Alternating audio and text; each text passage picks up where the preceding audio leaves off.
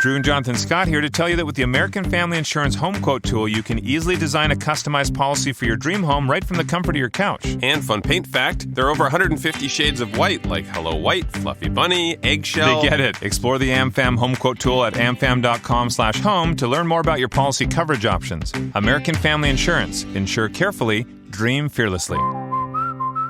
American Family Mutual Insurance Company, SI, and its operating company, 6000 American Parkway, Madison, Wisconsin. Products not available in every state. Yeah, I got two more. One, a red and a green. All right, now we are getting Michael caught up I don't know, here. surprise me. With two questions for Michael, who's in the car. Do it. Question one for Mike. I see boobs. Shh! Shut up! I'm going to mute you if you don't shut up. Jesus. She just flashed me. I'm sorry. On a 0 to 10, 10 being really drunk, 0 not drunk at all, where are you now? Oh, man, I got a good buzz. I'm a little horny. Michael, who is the first actress to win 3 Emmys for 3 different comedy series? I'm really fucking drunk. I'm gonna guess Julia Louis-Dreyfus. You know, I know what you meant, even when you called her Julia. Seinfeld. Big Seinfeld fan. All right. She's lame. Nobody likes that bitch. I like Seinfeld. He's just out of control. It's 50.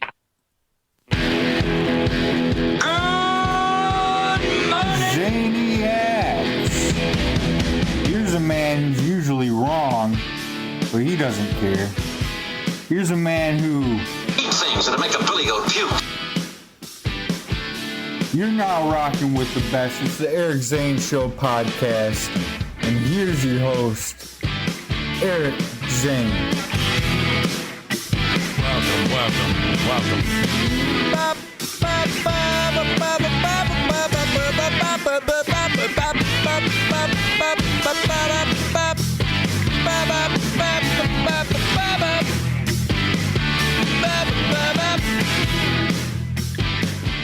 Okay, now I'm on board.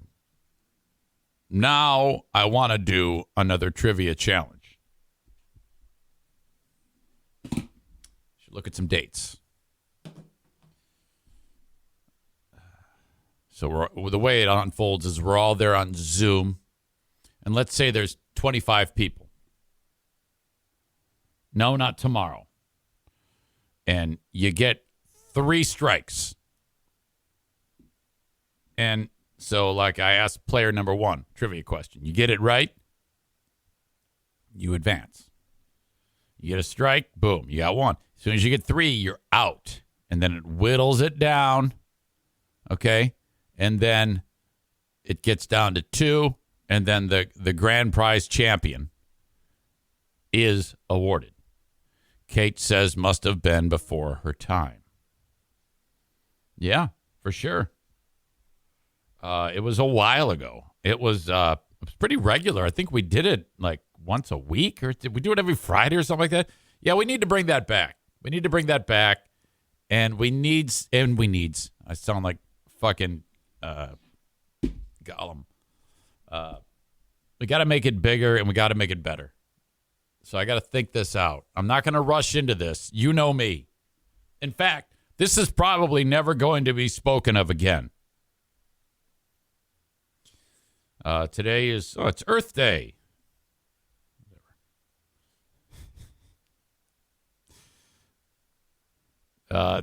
Next week, no. May 6th. It's possible. Let me pencil it in, which means it could change. EZSP Trivia Challenge. Zaniac Trivia Challenge.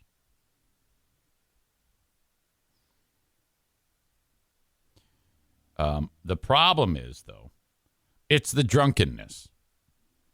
I hate drunks. I wanted to kill Kenney. He drank so much booze. Okay? God. I got to, get everybody on the same page here. This is why John Domingo is annoying.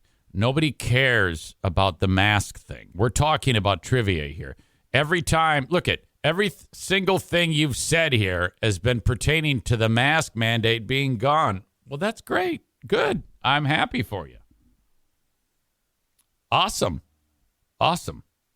Very cool. I'm happy for you. If I acknowledge you, will you stop referencing it? No one cares about the shitheads in Philadelphia. You shouldn't even care. You're a Cherry Hill chode, for fuck's sake. Okay? You can't even afford to get to Philadelphia, let alone wear a mask in Philadelphia. Dumbass. All right. So I'll work on that. Adam the Odd says, when he put Philadelphia Freedom, John, in the chat, I thought he was singing along with gay Elton John. No, he hates the gays. He has to. No man who so willingly throws out hateful slurs to the world can have enough acceptance to be willing to embrace the gayness of humanity. It's impossible. The Cherry Hill chode, I seriously doubt would be accepting of that. Look at him. He can't stop himself. Here's a trivia question. Do you have to wear a mask in Philadelphia? Answer. Never. No, that would either be no or yes. All right.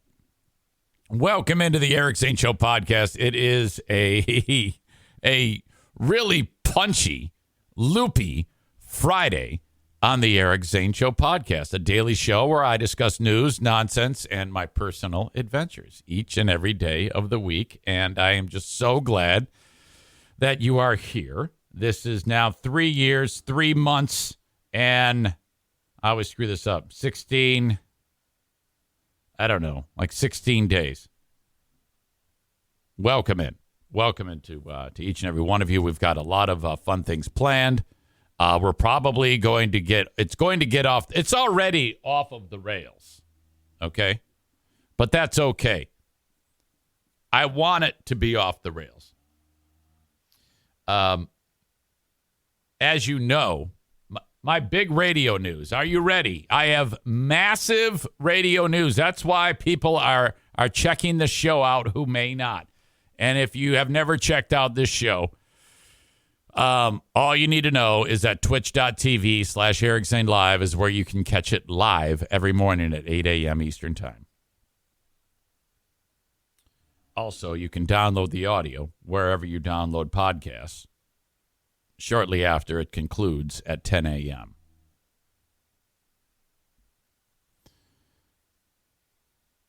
I am going to be on Big 101.3 all next week. Afternoon drive. Oh, my God. Yes, it's true.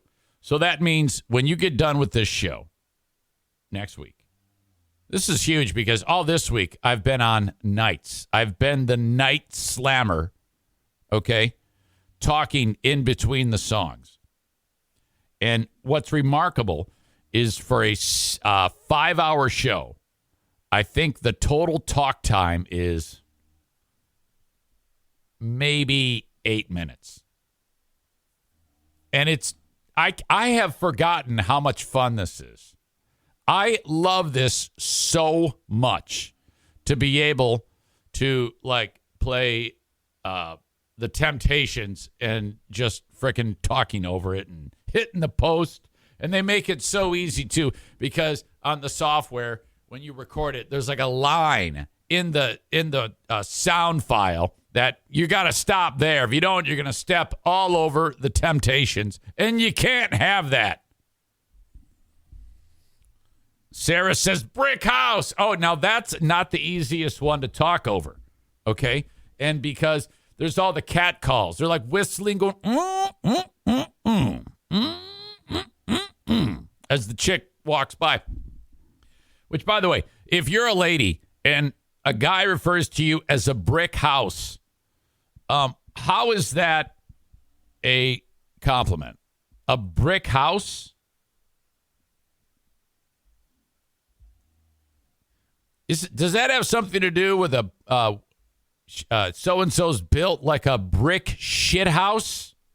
Did they initially want to call the song Brick Shit House? Sarah says it is. If you're referred to as a brick house, I would think that makes you, I picture a woman who's, like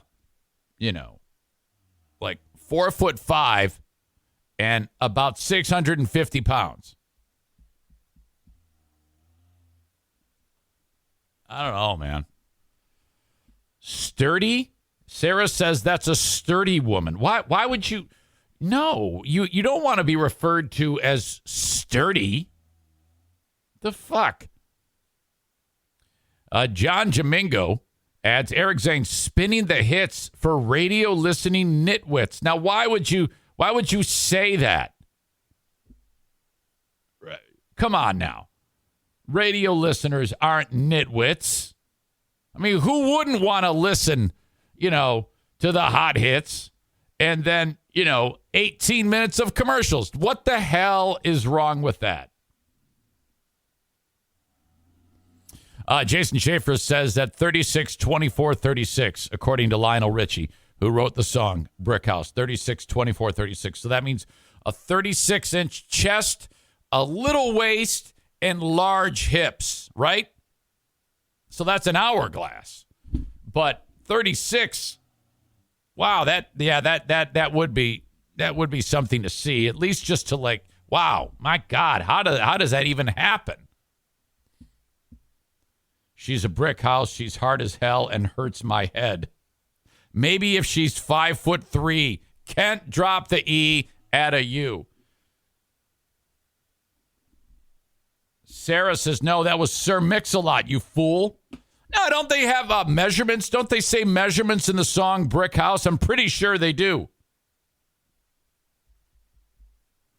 John Jamingo says, radio is dead, Eric Zane. You can pick your own music now instead of having someone pick your music. Yeah, but are you crazy? Why would you not want to listen to someone you don't know play the hot hits like me and then, give away $1,000 or something like that and, to a contest open to everyone in the country? And then how would you'd miss those commercials. And I don't know who would want that to happen. That's ridiculous.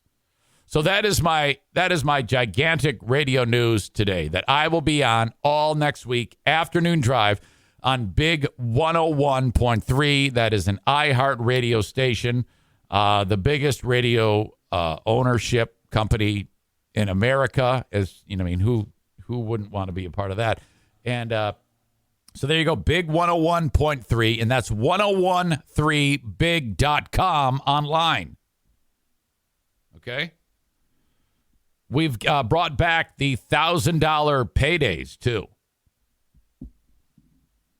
So I think the way that works is between 9 a.m. and 5 p.m., John, if you're listening, you're going to hear the key word, and then you go to the website, 1013big.com, and enter the keyword in, buddy, and you could win $1,000.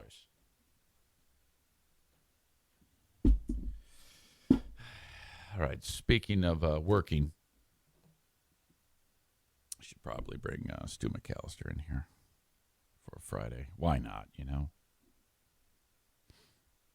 think we had him on last week when he was, I was helping put out the Jeremy and Stu war.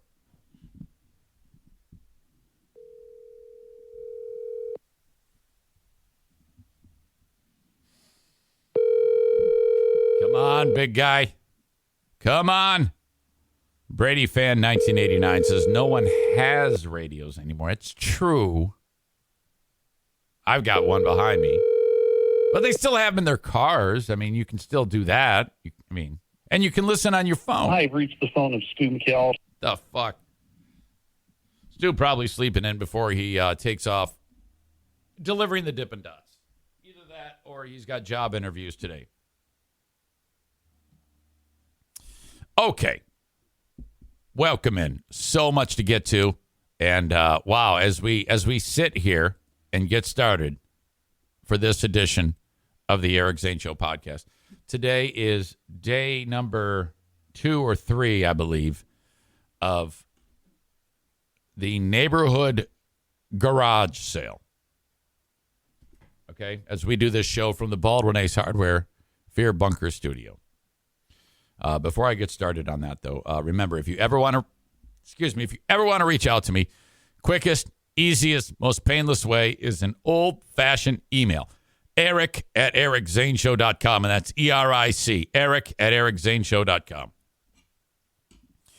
The neighborhood has decided that they will combine their Wonder Twin powers, their superpowers, to make a neighborhood garage sale. So, okay, if you want to sell something, this is the way to do it. And so the idea is they post signs all around the neighborhood, and they out on the main road here. So if you drive by, this is the weekend for it, and it's like, it's a fucking madhouse.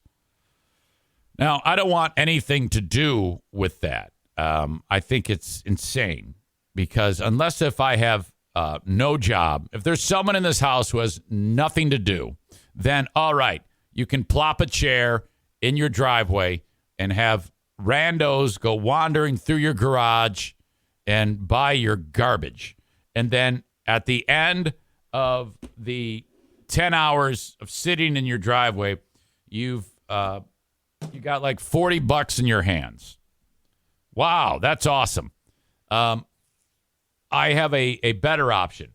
Throw it away or give it away.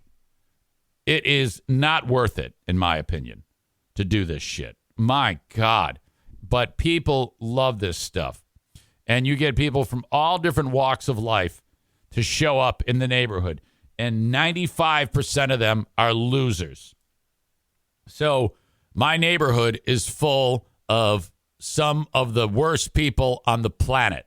And I am, taking a look at all these people, and I'm like, my God, the newest car in the neighborhood is like a 92 Buick. And, all right, that's bad enough. I got to take the dogs for a walk, and there's so much traffic going through the neighborhood. I'm like, shit, man. I got to keep my head on a swivel because people are like driving by way too fast. There's cars on either side of the road. There's hardly any room for even one car to make it through. So I'm like, shit, I gotta stay clear, keep my head on a swivel, and stay out of trouble. And then that's the end of it. But these dogs need a walk. So I'm doing that. Now, it's important to note that as any of these losers from the surrounding communities come pulling into the neighborhood, there's an enormous sign that says garage sale patrons or neighborhood garage sale patrons or neighborhood sale patrons do not block mailboxes. And that's key. I live in this cul-de-sac where there's no room to park anyway. So if you're going to wander around to the few houses in our cul-de-sac that are participating, there's like 6 houses in the cul-de-sac, and I think 2 of them are participating in this stupid sale to sell the shit. Each residence, there's no room to park in the actual bend portion of the cul-de-sac because in the entire area that goes around, there's a mailbox in front of everyone's house. So there's no room to park. There's no place to park. Even if there wasn't a neighborhood sale, there's no place to park. You don't park in the cul-de-sac along the road because someone's mailbox is going to be blocked and you want them to get their mail. So no one in the whole cul-de-sac parks actually in the cul-de-sac. They're in their garage or their driveway, or they park down the street to an opening where there's no fucking mailbox. If at any one point I have to bring home the motorhome, like if I'm getting ready to, if I pull the motorhome in the driveway, I load it up, and then we're getting ready to leave, and I have to hook the car up, I pull it way down the street to a spot where there's no mailbox because I don't want to block my neighbor's mailboxes. I need to put it in a spot where it's convenient so no one is impeded for getting their mail. You don't want to screw up the mailman. What the fuck? It's just simple. And then I got to walk all the way down, hook up the car. I'm pulling the fucking dolly, but that's the way it is. You know, you deal with it. No big deal. So I'm keeping an eye out, and I'm wondering, should I be a Karen if someone does this? And I even was like, since there's no one using my driveway, my next door neighbor, the Hallelujahs, I'm like, hey, Karen. Her name actually is Karen. I've done this before. I've said, hey, if any of your patrons come over, have them park in my driveway. I don't want them to block the mailbox. It's okay if they park in the driveway. But I didn't say it this time. And so I take the dogs out right when this butt-fuck Borculo hillbilly with his fat, ugly, 2-foot-tall wife comes pulling right in front of my mailbox with this old piece of shit truck, which, well, it looks like mine, actually. So, you know, it's all rotted out on the wheel wells. It just looks like fuck. And not only is he right in front of my mailbox, but he's not like hugging the curb. He's about 4 feet off of the curb. And behind him is a trailer full of stumps. I am not even kidding you. It's like he's the guy who picks up all the wood in the neighborhood or in the whole city after a massive storm rips through. It's full of stumps and branches and shit. It's like this loser drives around picking up chunks of wood. And I'm like, what the fuck? This guy's business plan is to pick up chunks of wood, burn all his gas, and then sell it probably for like $3 a bundle, and he thinks he's on a fucking get-rich-quick scheme. Jesus, I'm like, what the fuck are you doing? And he parks it right, so it's definitely in front of the mailbox, and then the trailer is actually blocking my driveway. Not completely, but about half of it. Like in the spot where the driveway is, there's wood hanging out. And I'm like, what the fuck, man? Come on. What are you doing? And I've got to leave. This is, I got to take off and go let Jackie's dog out. And he walks right in. He sees me, and I make eye contact with him and his fucking bowling ball wife. And I'm like, dude, what is going on? And Chris says, stump gathering hill trash. That is Tim says, was it a paintball trailer? No, it was not his trailer. Like the people that come collect scrap for free. No clue how they actually make money. They don't. That becomes art. They just throw it out in the front yard. That's what losers do. So we are attracting shit with our stupid neighborhood fucking garage sale.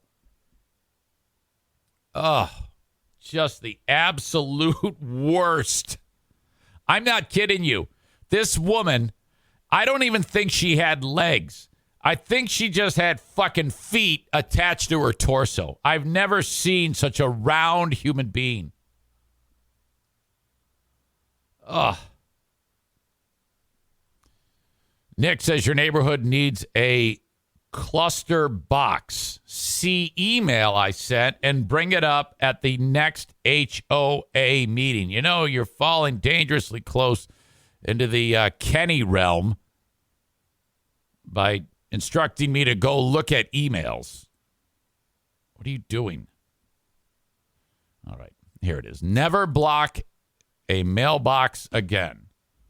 And he sends me a cluster mailbox that we can put in front, like at the beginning, the entrance. No, you asshole. Why would I be interested in a cluster mailbox? Why would anybody be interested in this? That means we have to walk further to get our mail. That's bullshit. I got a better idea. Don't have stupid fucking neighborhood yard sales, whatever the fuck they are. Invite all these losers into our community. Get the fuck out of here. cluster mailboxes. Dumbass. That's a horrible suggestion. You're the one probably driving through. It's people like you. Rick from TC Paintball says, isn't the rule that you have to kiss each other when you go to the cluster mailbox like on Seinfeld? Never watched it. Fuck Seinfeld. I'm sick and tired of everybody being shocked that I've never watched that fucking show. That show sucks dick. All right? Stupid.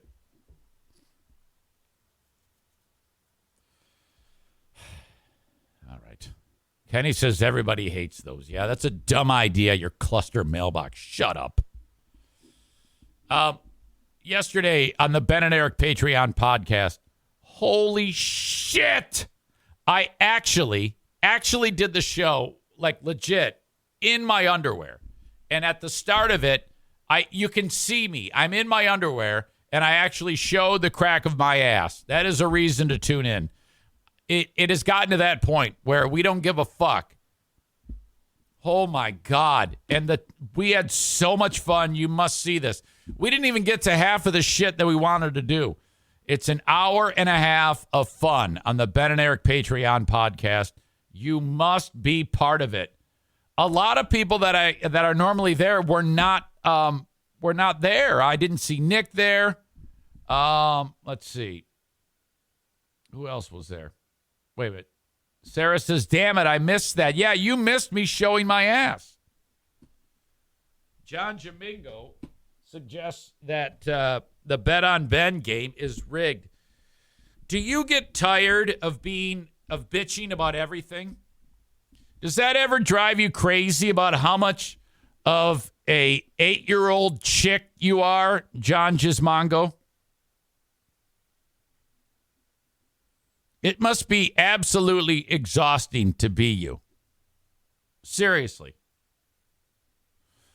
I'm not going to, no spoilers as to what happened on the Bet on Ben game, but it was absolutely fantastic. Okay? I'll just tell you that.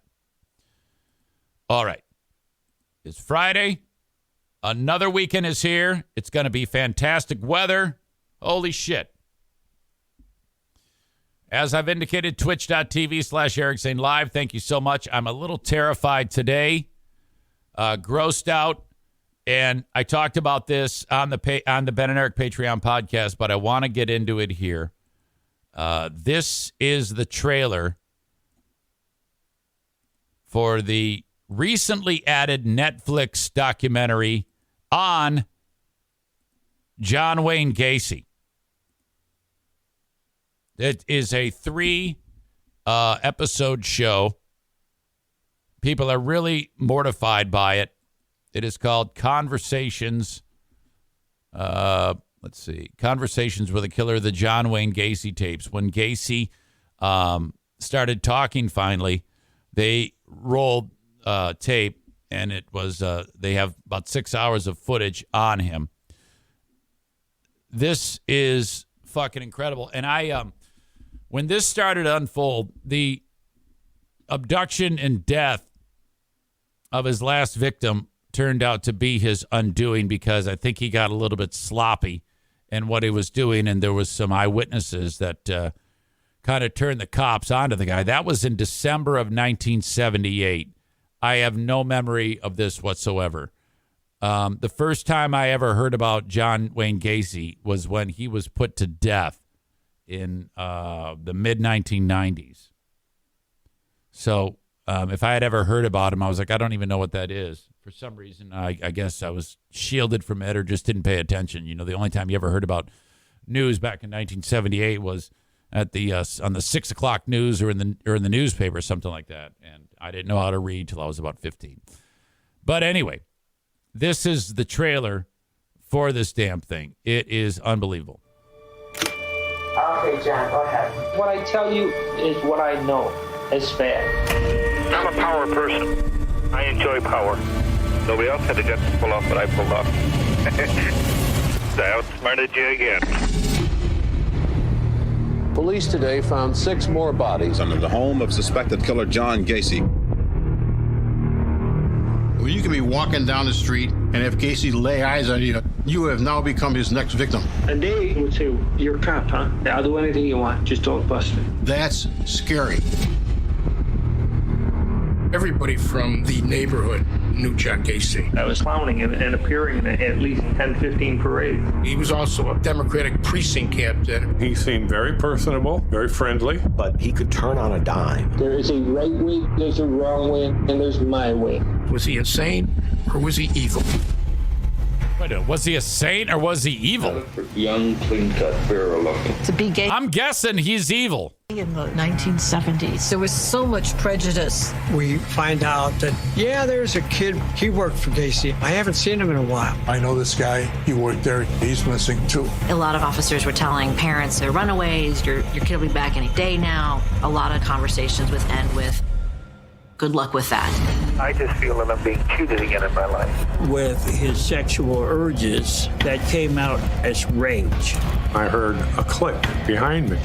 It was a revolver, and he had it pointed at my head. Nobody wants to accept what the hell I say. He was playing a cat-and-mouse game with the police department. You can't let Gacy go. If he tries to leave, you got to shoot his tires out. Whatever was there, we had to find it.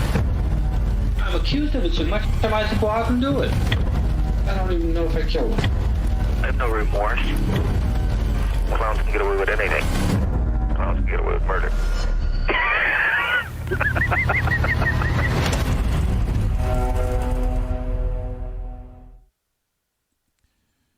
This thing is fucked.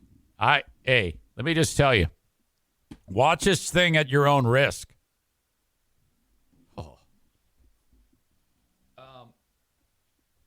I'm not going to spoil anything for you because it's really excellent, and I don't want to take any of the punch away from it.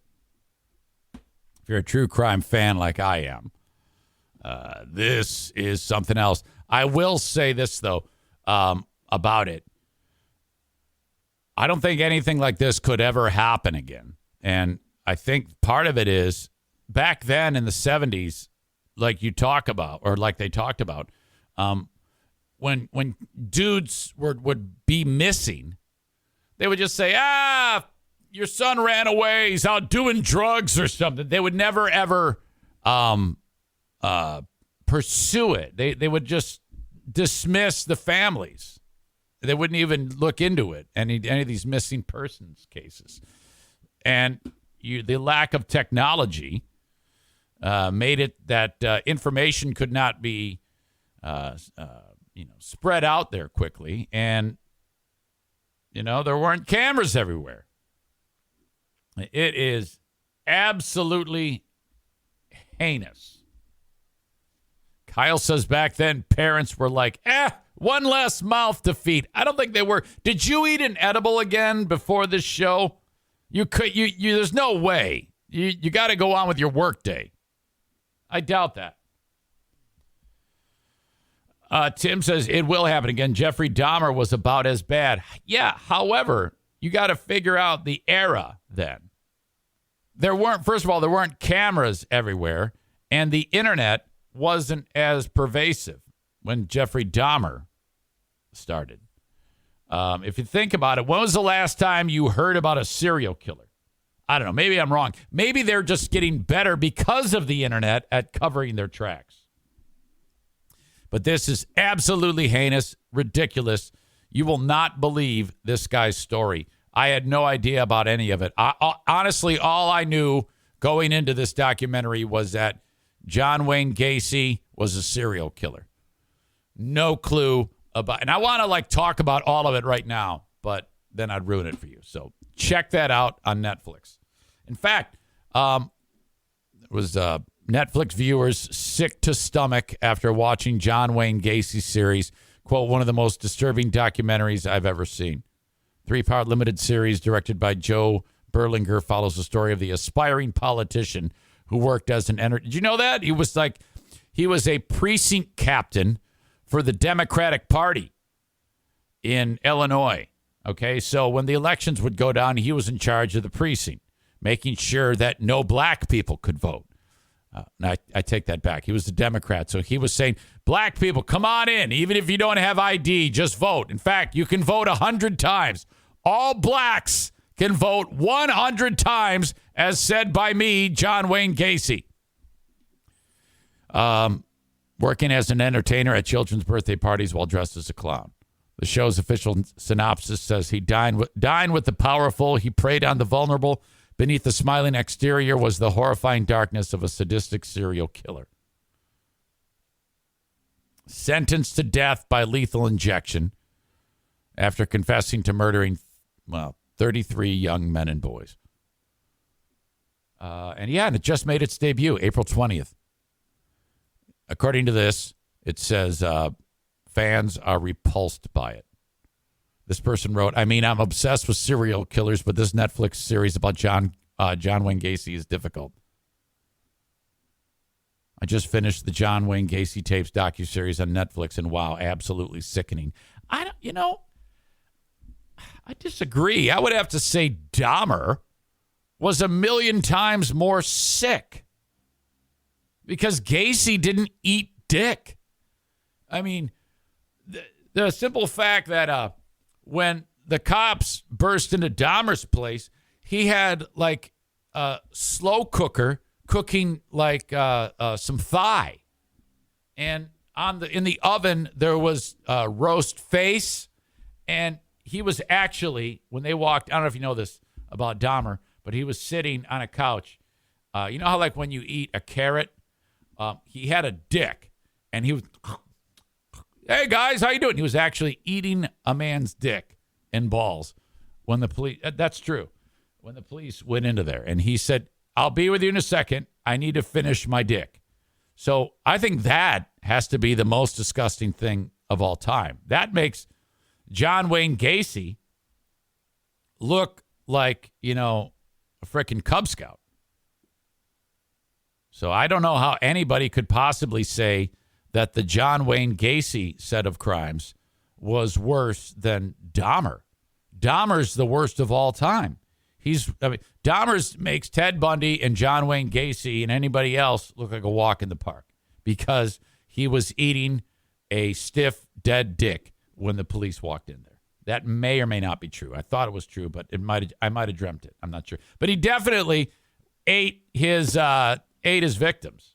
So Jermaine says, wow, when true crime fans are disturbed, it's some fucked up shit. Chris K says, slaughter the Turks, fillet of penis.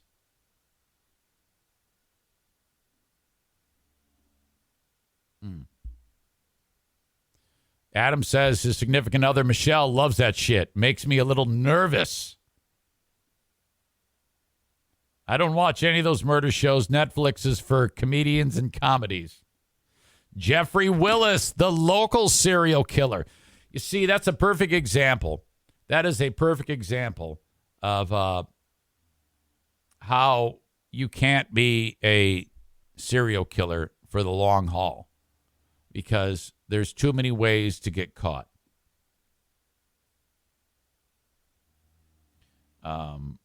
He, I think, killed 2, and 1 hasn't been found. Local guy, Muskegon. All right.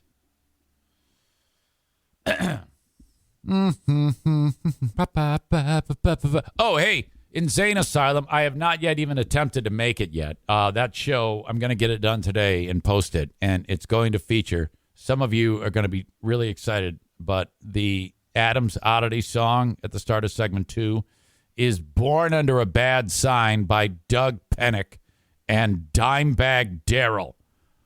Yes, that's right. I have really, there's been a lot of influence on the Insane Asylum, some of which Kenney even likes. I would think that the Doug Pennick, Dimebag Darrell song, Born Under a Bad Sign, would be one that he would love.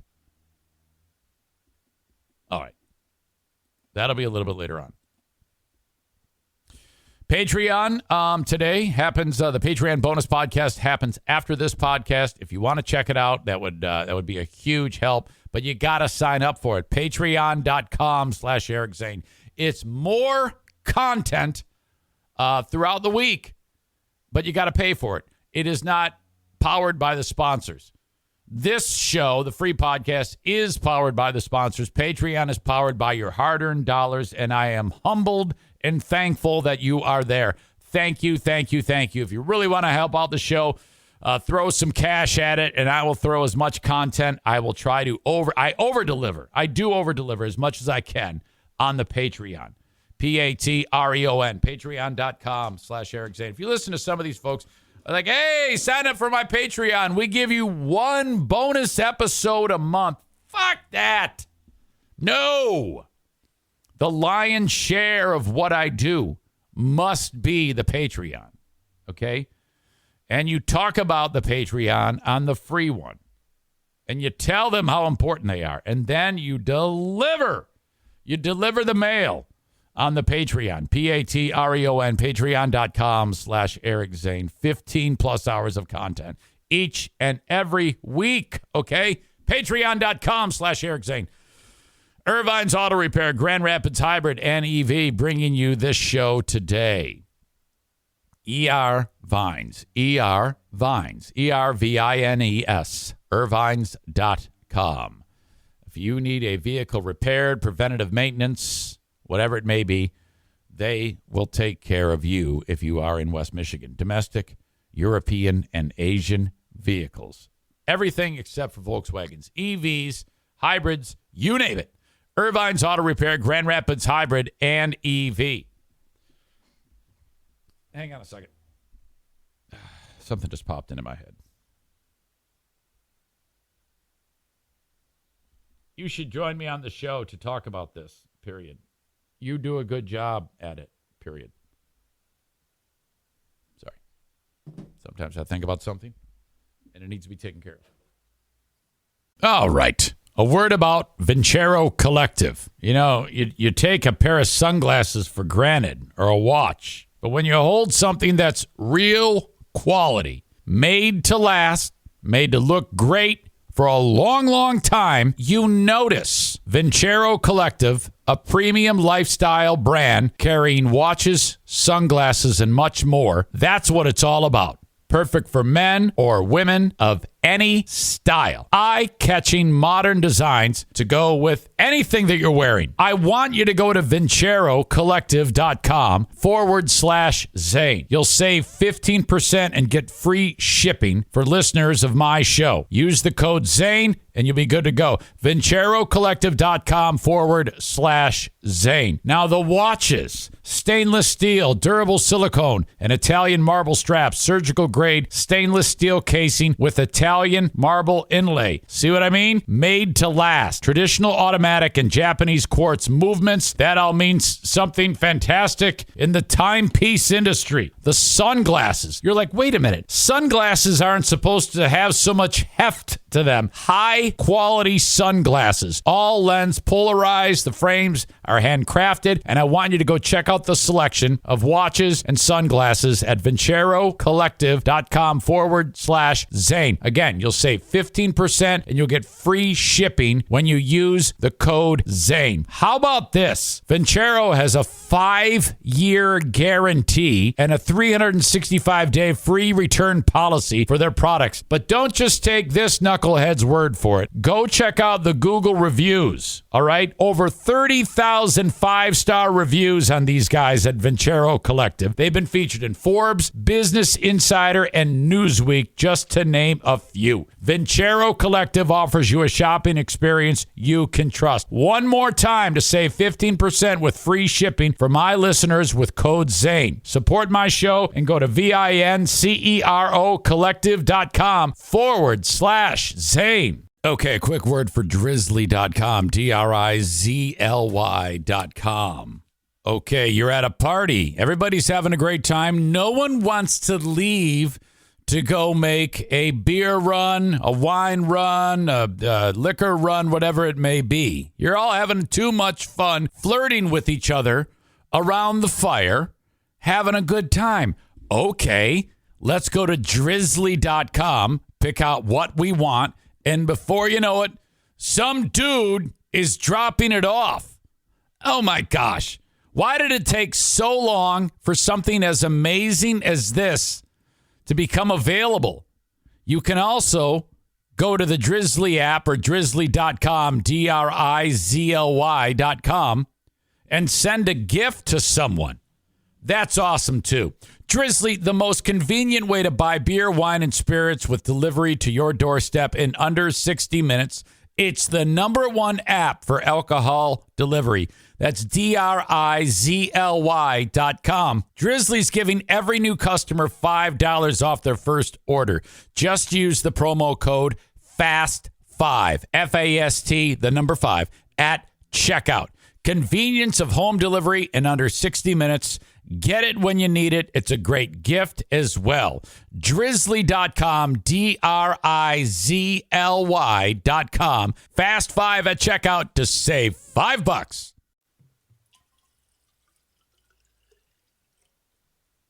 Stand by.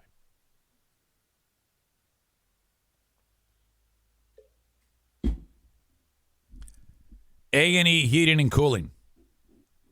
616-516-8579. You need to reach out if you are in West Michigan and schedule a tune-up for your air conditioner. You're going to be reminded of that Saturday when it's like 80 degrees.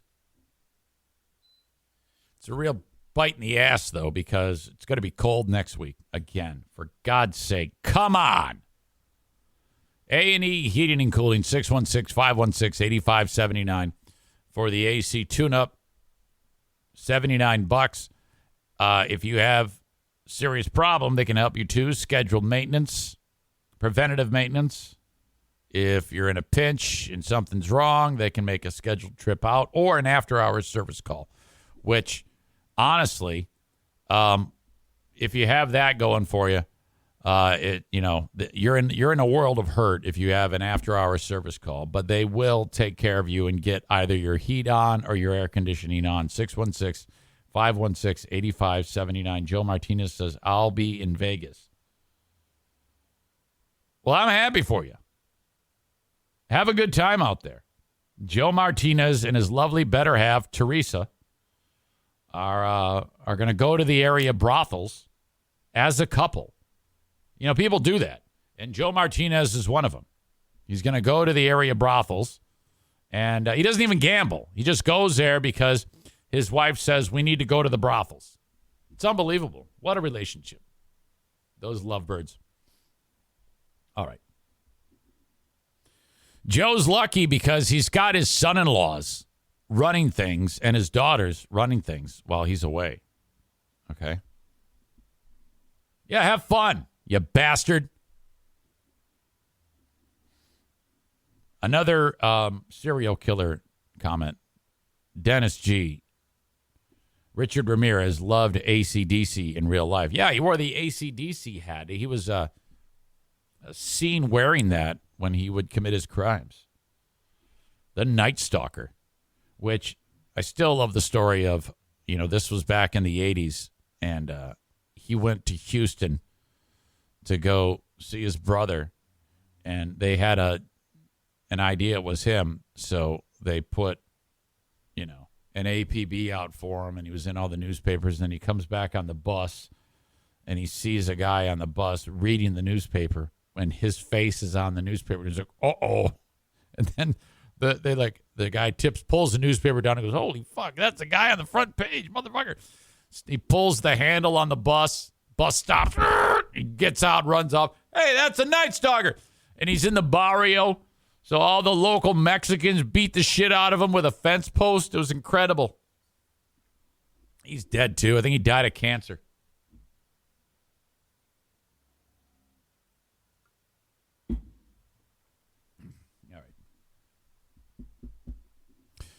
All right. Boy, I've got senioritis for this weekend right now. I want to update you on the Mike Tyson incident. If you missed any of this, I'll first get you up to speed. Tyson is on an airplane flying from San Francisco to Florida. I think he was doing business. He was appearing at like a cannabis convention. That's what people do whose lives, when your life is fucked up because for whatever reason, doesn't matter. And you finally figure out that if you smoke pot, though trading one habit for the other, your life is better. People get so into that they want to tell everybody about it.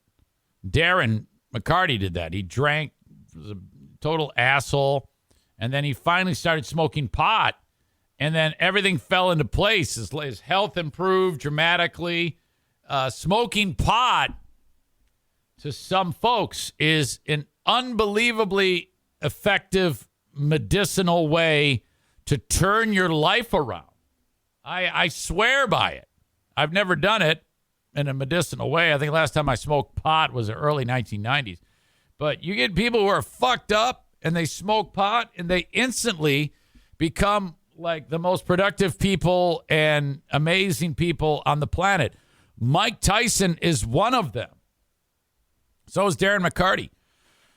And it's not really for me, but to some of these folks who are like, this is life-changing. So Tyson has been an advocate for it for quite some time. So all he wants to do is get on a plane and go to this convention.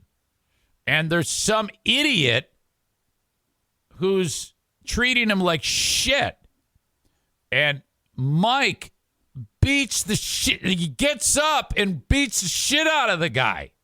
This is incredible. Now, don't worry. I don't think he's in any trouble. But this guy, trust me, he deserved it. So let's pick it up with Mike beating the shit out of him. Hey. Hey, Mike, come on. Let's go stop back. Let's do the horse, man. Come on. Hey. Hey, Mike, come on. Shit. Let's go stop back. Let's do the horse, man. This is so great. I love this so much. I like how the guy goes, hey, Mike. Mike, stop. And then he mutters something. He continues punching this little fuck. Okay, so what in the world brought this on that would cause the champ to freak out? You know, here I am talking about this dude being calm, cool, and collected. You really got to be an idiot to screw this up. And this is the guy. This dude with the sad face and marks all over his head. This shot right here is seconds before, and he doesn't have any marks on his head. He's mugging for some guy who's seated across the aisle. Tyson's like, oh, shit, here we go. I can't even do anything without someone treating me like shit. This dude has said hello to him. Mike said hello back. Mike got a picture with him. That's it. And then the guy wouldn't stop talking his ear off.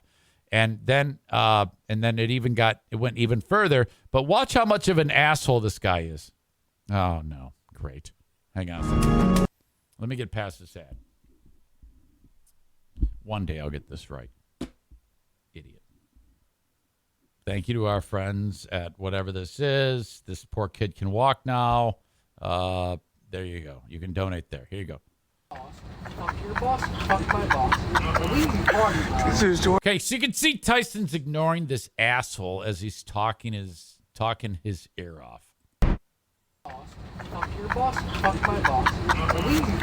This is George talking to Mike Tyson, bro. This shit crazy, bro. Mike Tyson. My dog done got lit, man. He over here rapping with Tyson. Mike Tyson trying to give us some shrooms. He don't know how to act. Tyson looking out, man. This shit crazy as fuck. He should have never gave you his money. Peasants. They're peasants. All right, I hate this guy. I am so happy that this happened. JetBlue, man. This is after he got the fuck beat out of him. Jet flight. My boy just got beat up by Mike Tyson. Turn that way. Even in getting his ass kicked, he still doesn't have any sense. Yeah, he got fucked up. Just trying to ask for an autograph, man. I don't know what happened. Yeah, right. Just trying to ask for an autograph. I think there's a little bit more to it than that. Fuck that. A little bit more on this. This is after the plane lands. He's in Florida now. And the TMZ paparazzi dude doesn't have any idea, I don't think, what happened on the plane. Okay, I don't think it's the viral videos traveled around the world yet.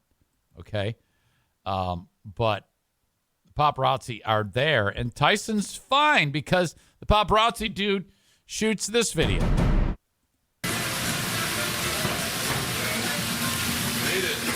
It's hours later. Hey, Mike, how you doing? Tyson's got a blunt. Can you do that? Can you just smoke anywhere? I don't think that's legal, is it? Anything you want to say to your fans? I know they want to know something. Hey, get away. Anything, Mike? Go away. What a horrible life to be one of these paparazzi guys. It's your job is to be annoying. You know, this guy wants to kick the dude who's got the camera's ass. Mike wants to talk to this guy. They're laughing at each other. This is hours after he just beat the fuck out of this guy. If that were you or me, the first thing we'd be doing, we wouldn't be hugging anybody. We'd be like, hey, guess what happened? I beat the fuck out of a guy on the airplane. But Mike's like, yeah, fuck. Good, I'm just doing my thing. Get away. I'm paparazzi. I'm doing my thing. You're paparazzi. Get away. Go away. I'm allowed to do You're not doing your thing. Because I'm right here. Hey, Mike.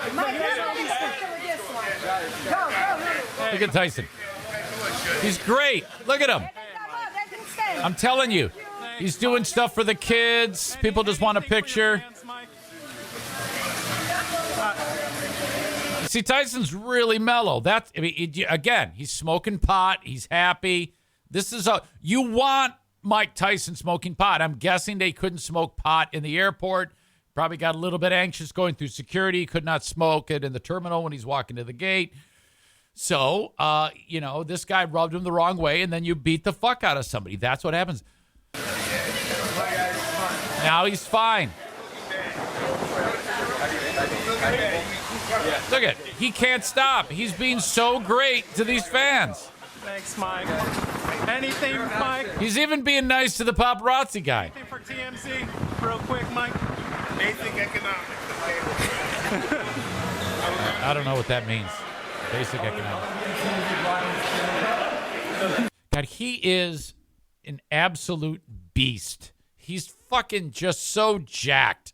I mean, look at it. This is Tyson in 2020. Look at this dude. He's like 53 years old, 54 years old in this. He looks like he does when he's 18 years old. Holy fuck. Why would the fact that this guy, whoever that idiot was on the plane, doing that and harassing him got him to freak out? Why would you poke the bear? Oh my God. A little bit more about the incident. San Francisco Police Department said that, it says, according to the report, the man continued to badger Tyson after he told him to chill. And the man who got beat up even threw a water bottle at him, at Mike. 2 people believed to be involved were detained. One of them was the guy who got beat up, and that one person was treated for non-life-threatening injuries. They added that the person being treated provided minimal details of the incident and refused to cooperate further with the police investigation. Well, at least he did that. So he must be super stupid because, honestly, what he did, being an annoying asshole in a court of law, if he sued Mike Tyson, he would probably win.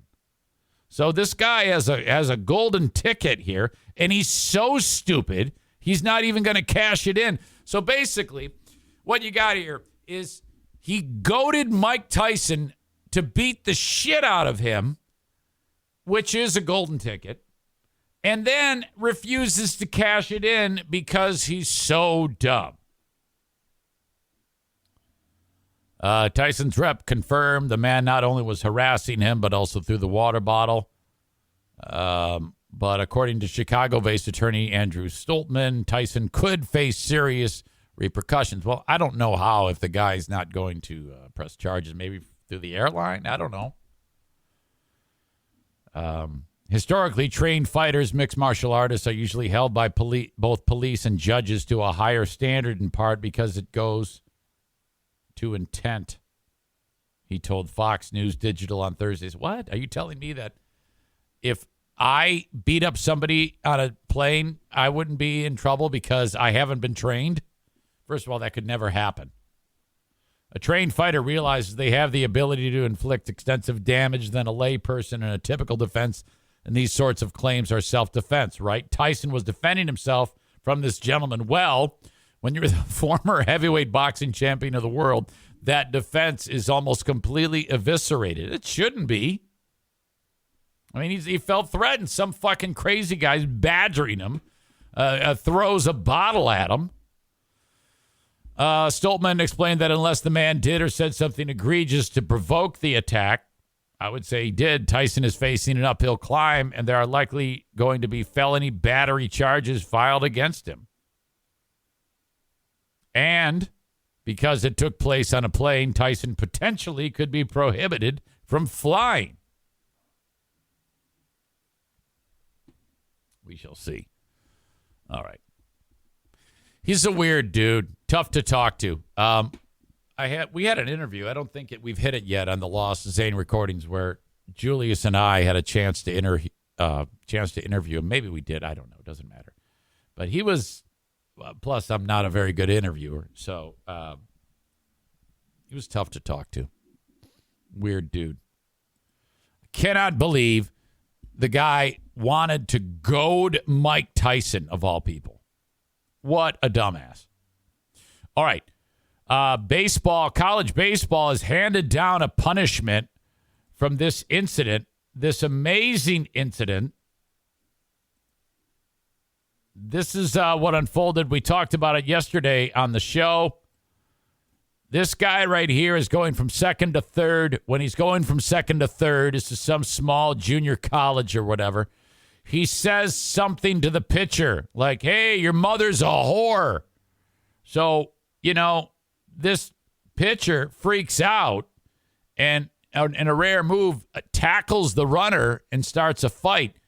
And points for the tackle here. This is Terry Tate, office linebacker. Watch this. In case you missed it yesterday. North Central has taken the lead here in game one.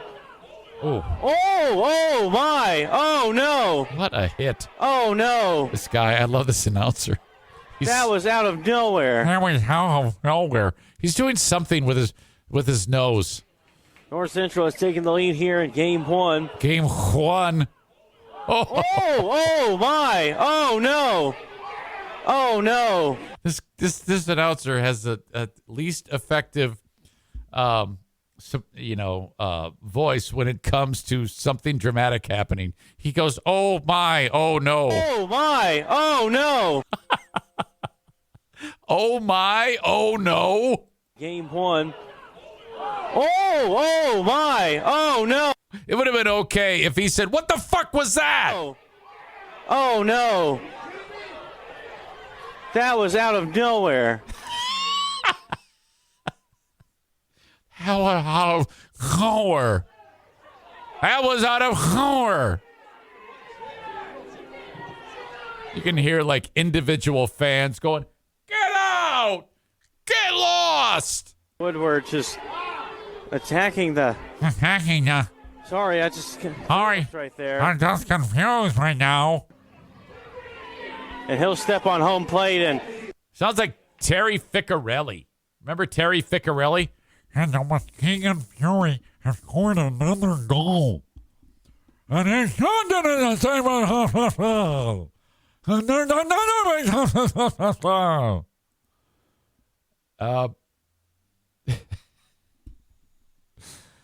Dick's out for Terry Ficcarelli. I wonder if there's any Terry Ficcarelli clips anywhere. I'll finish this story in a second. Terry Fick. Is he dead? He can't be dead. No.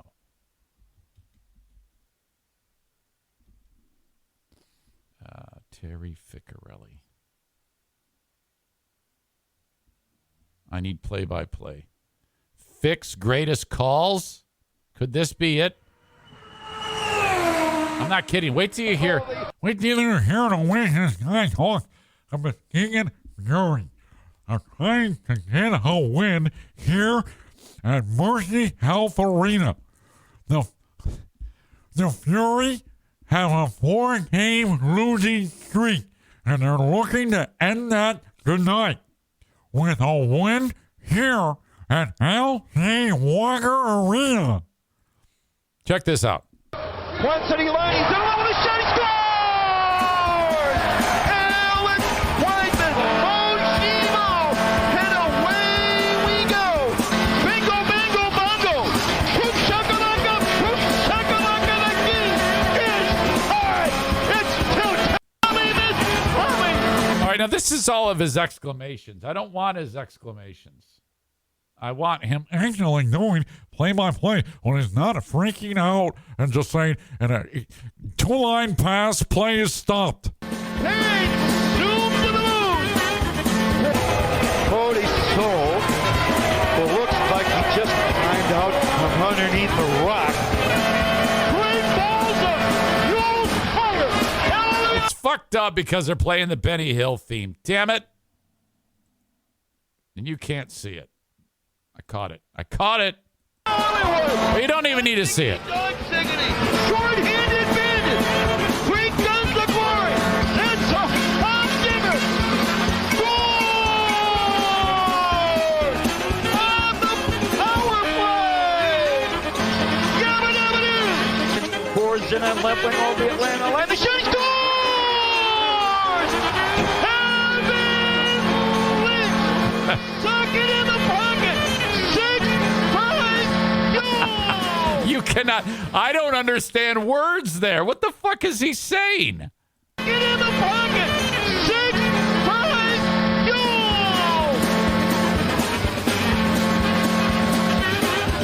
Oh, God. Let's see. Terry Ficcarelli demo. If you struggle to lose weight, you must see this. No, we don't. We don't have to see this. From the face-off in front of the Fury goal between the circles, corralled by Peter Sukonic at center for Todd Robinson, who steps on the gas, jackknifing his way over the Elmira line. He was dumped by Burgess. Robinson soldiers on left circle for Domini. Behind the goal for Robinson. Todd Robinson at the back of the net still has it. Robinson still. It sounds like he's you remember back in the day you would play a record backwards to hear like, oh hey, they're talking to the devil. That's what backwards masking, they called it. It's not like you're doing that. We're doing something with a point to make him sound like he's talking backwards. Still behind that goal, right in front for Feasby with a shot, and that was blocked by Eddie Lowe, and Elmira breaks out. Feasby caught.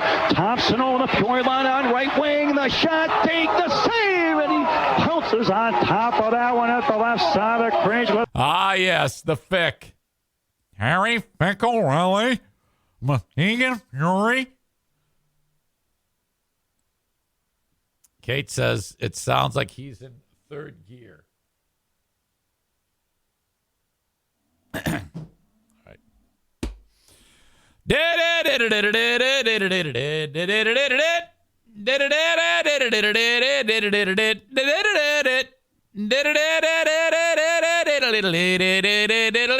Where was I? What was I talking about? Okay, so the punishment. Now, I said this yesterday. I talked about it on the show. What's happening if there is any punishment for the pitcher, it should be no more than what you would get for any brawl in baseball, okay? And sometimes that happens in a baseball game. So, but the school is overreacting. They've kicked this legend off the team, the pitcher.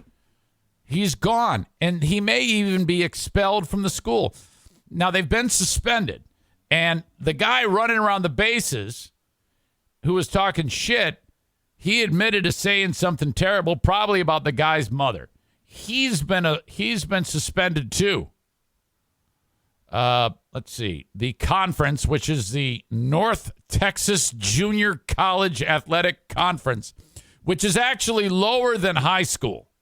The North Texas Junior College Athletic Conference, the NTJCAC, guys, initially announced that the pitcher had been suspended 4 games. The base runner, who was ejected for taunting, was suspended for 2 games. In my opinion, that's it. Problem solved. Other players were ejected for their rules. Conference suspended for 2 games, blah, blah, blah, blah, blah, blah. The school said that the kid is off the team. They have kicked the kid off the team. We do not condone this type of behavior. We have worked hard to build a program with the highest of standards. We are completely embarrassed by this incident. What the fuck? The unfortunate events at Weatherford College will be used as a teaching moment. Okay, that explains it. If anyone uses that type of language, a teaching moment, you realize you're dealing with woke culture. That's what this is.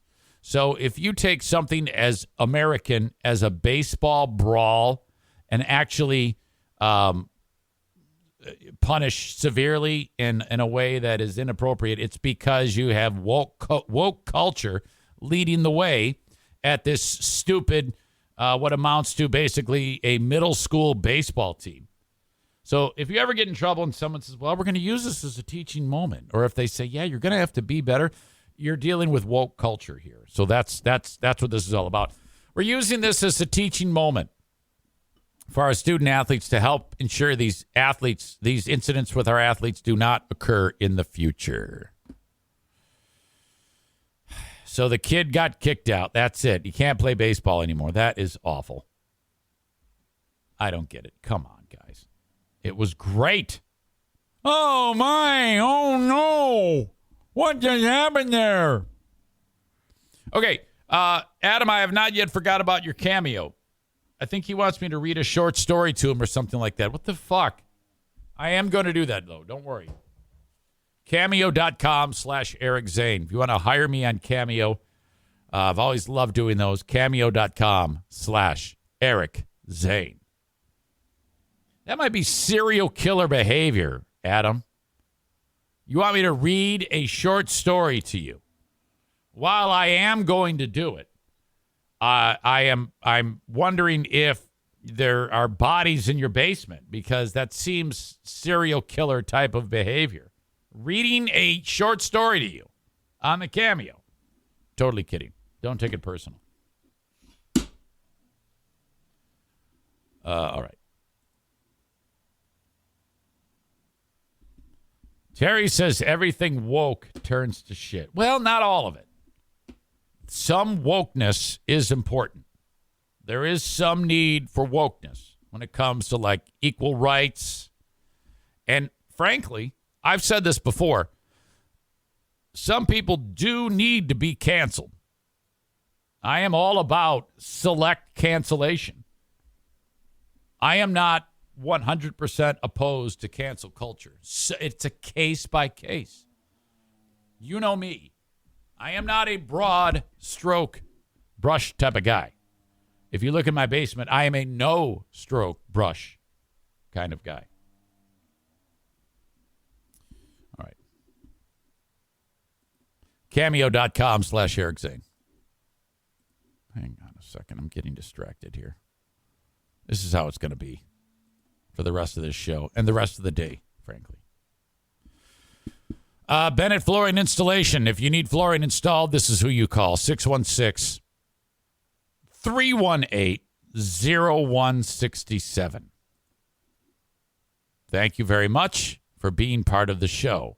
If you're ever in a spot, and I will be if I would get my fucking act together, getting the flooring installed, this is who is going to do it for you. Please bang on the door of the sponsors. 616-318-0167. They'll show up to your residence, measure the place, tell you, then they'll go home, figure out the math. Hey, this is the estimate to get your flooring installed. If you like, you rip out the old stuff yourself. That'll save you money. This is the most cost-effective way to have flooring professionally installed. Bennett Flooring Installation, 616-318-0167. Johnson Carpet One Floor and Home is where you buy the flooring. Separate business. also local. If you are in West Michigan, we're blessed to have the discount outlet, the Johnson Carpet One Floor and Home Discount Outlet. Just so you know, one man, dude's name is Darwin, owns Johnson Carpet One Floor and Home. It's the main showroom in Granville, Michigan. A few blocks to the west, he has his big warehouse right behind Little Caesars on Chicago Drive. And it's a beige fucking pole barn with a small red sign on it. It says Johnson's. Pull in there. That's where the stuff is priced so incredibly low. Darwin, since he's blessed with the discount outlet, he bangs on the doors of the manufacturers and says, I'll take the best-selling brands that have been selling for you and for me and buy them in bulk. All the manufacturers say, well, we will sell it to you for lower since you're buying so much of it. He's going to sell it. He knows he'll sell it because he buys so much of it, and he knows you've bought it in the past. So he stays with hot trends, buys the product, and prices it lower because he's got so much of it that he got it for a lower price himself. So you save a lot of money. This is classic passing the savings on to the customer. Now, when you go in there and you see Kent drop the E, add a U, or Aram, the 5'2" Armenian who works there, not Aram, who always writes to my dad. He's in Nashville. It's another dude, another Armenian named Aram. I've got two Armenians named Aram. You mention my name when you go in there, you will save 10%. That's awesome. That's how they do it at Johnson Carpet One Floor and Home Discount Outlet in Granville, Michigan. If you need flooring, you go there. Even if you hate my show, go there and save the money. Don't be dumb. All right? In 1 week and 1 day, we are going to meet at Bosco's Pub with the usual suspects and new people. If you've ever wanted to hang out with me at Bosco's Pub, Saturday, 2 p.m. Not this coming Saturday, the 23rd, but the following Saturday, 2 p.m.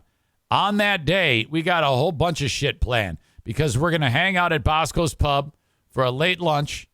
Some of you, liquid lunch. And then I'm going to leave, and you're going to pass out in the parking lot. Then you're going to wake up. Oh, God, I got the grogs. And then you're going to drive over to Berlin Speedway, where we're going to hang out again. And I'm actually dropping the green flag. And remind me, I will remind myself, I'm giving away tickets today at the end of the show for Berlin Raceway. All right, so Bosco's Pub, a week from tomorrow. They are in Hudsonville, Michigan, part of Terrace Square. Bosco'sPub.com. Don't go anywhere. I have to go tinkle, okay? And no, Dean, I'm not going to play the naked gun thing. Calfade.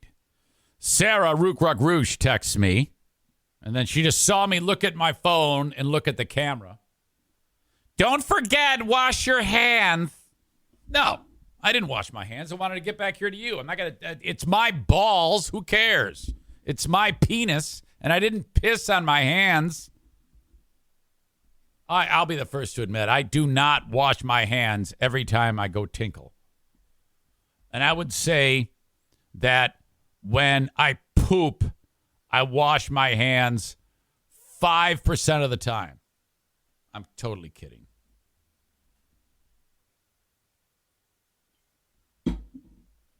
That's just horrible. There was one time recently when walked the dogs and I picked up like 3 or 4 piles with the bags. And then, you're technically not touching feces when you use the bags. You're not. Your hands are not. Like, if you wash your hands and then used a bag to pick up poop, you would not have shit on your hand. If they did a test microscopically, there wouldn't be any shit on your hand because there's a barrier between your hand and the shit, right? Unless I'm getting this wrong. And then I found myself like taking my hand and putting it into this bag of almonds and just and like I'm chomping them. I'm like, oh, fuck. That's even too much. That's horrible. Great Gabagool writes, can't wait for July. Handshakes of jizz, feces, and pee-pee. Very gross.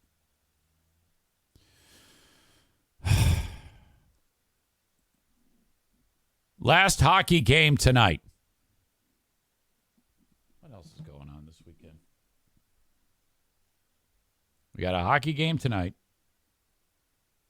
Okay. Today is what? 22nd. We got a hockey game tonight. Tomorrow is sorority day with Madison.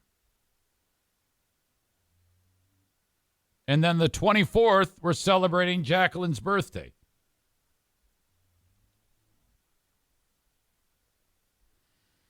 I wonder if I can get Madison on here. She's probably went to bed like half an hour ago. That's what college people do. Madison's hilarious on here, by the way.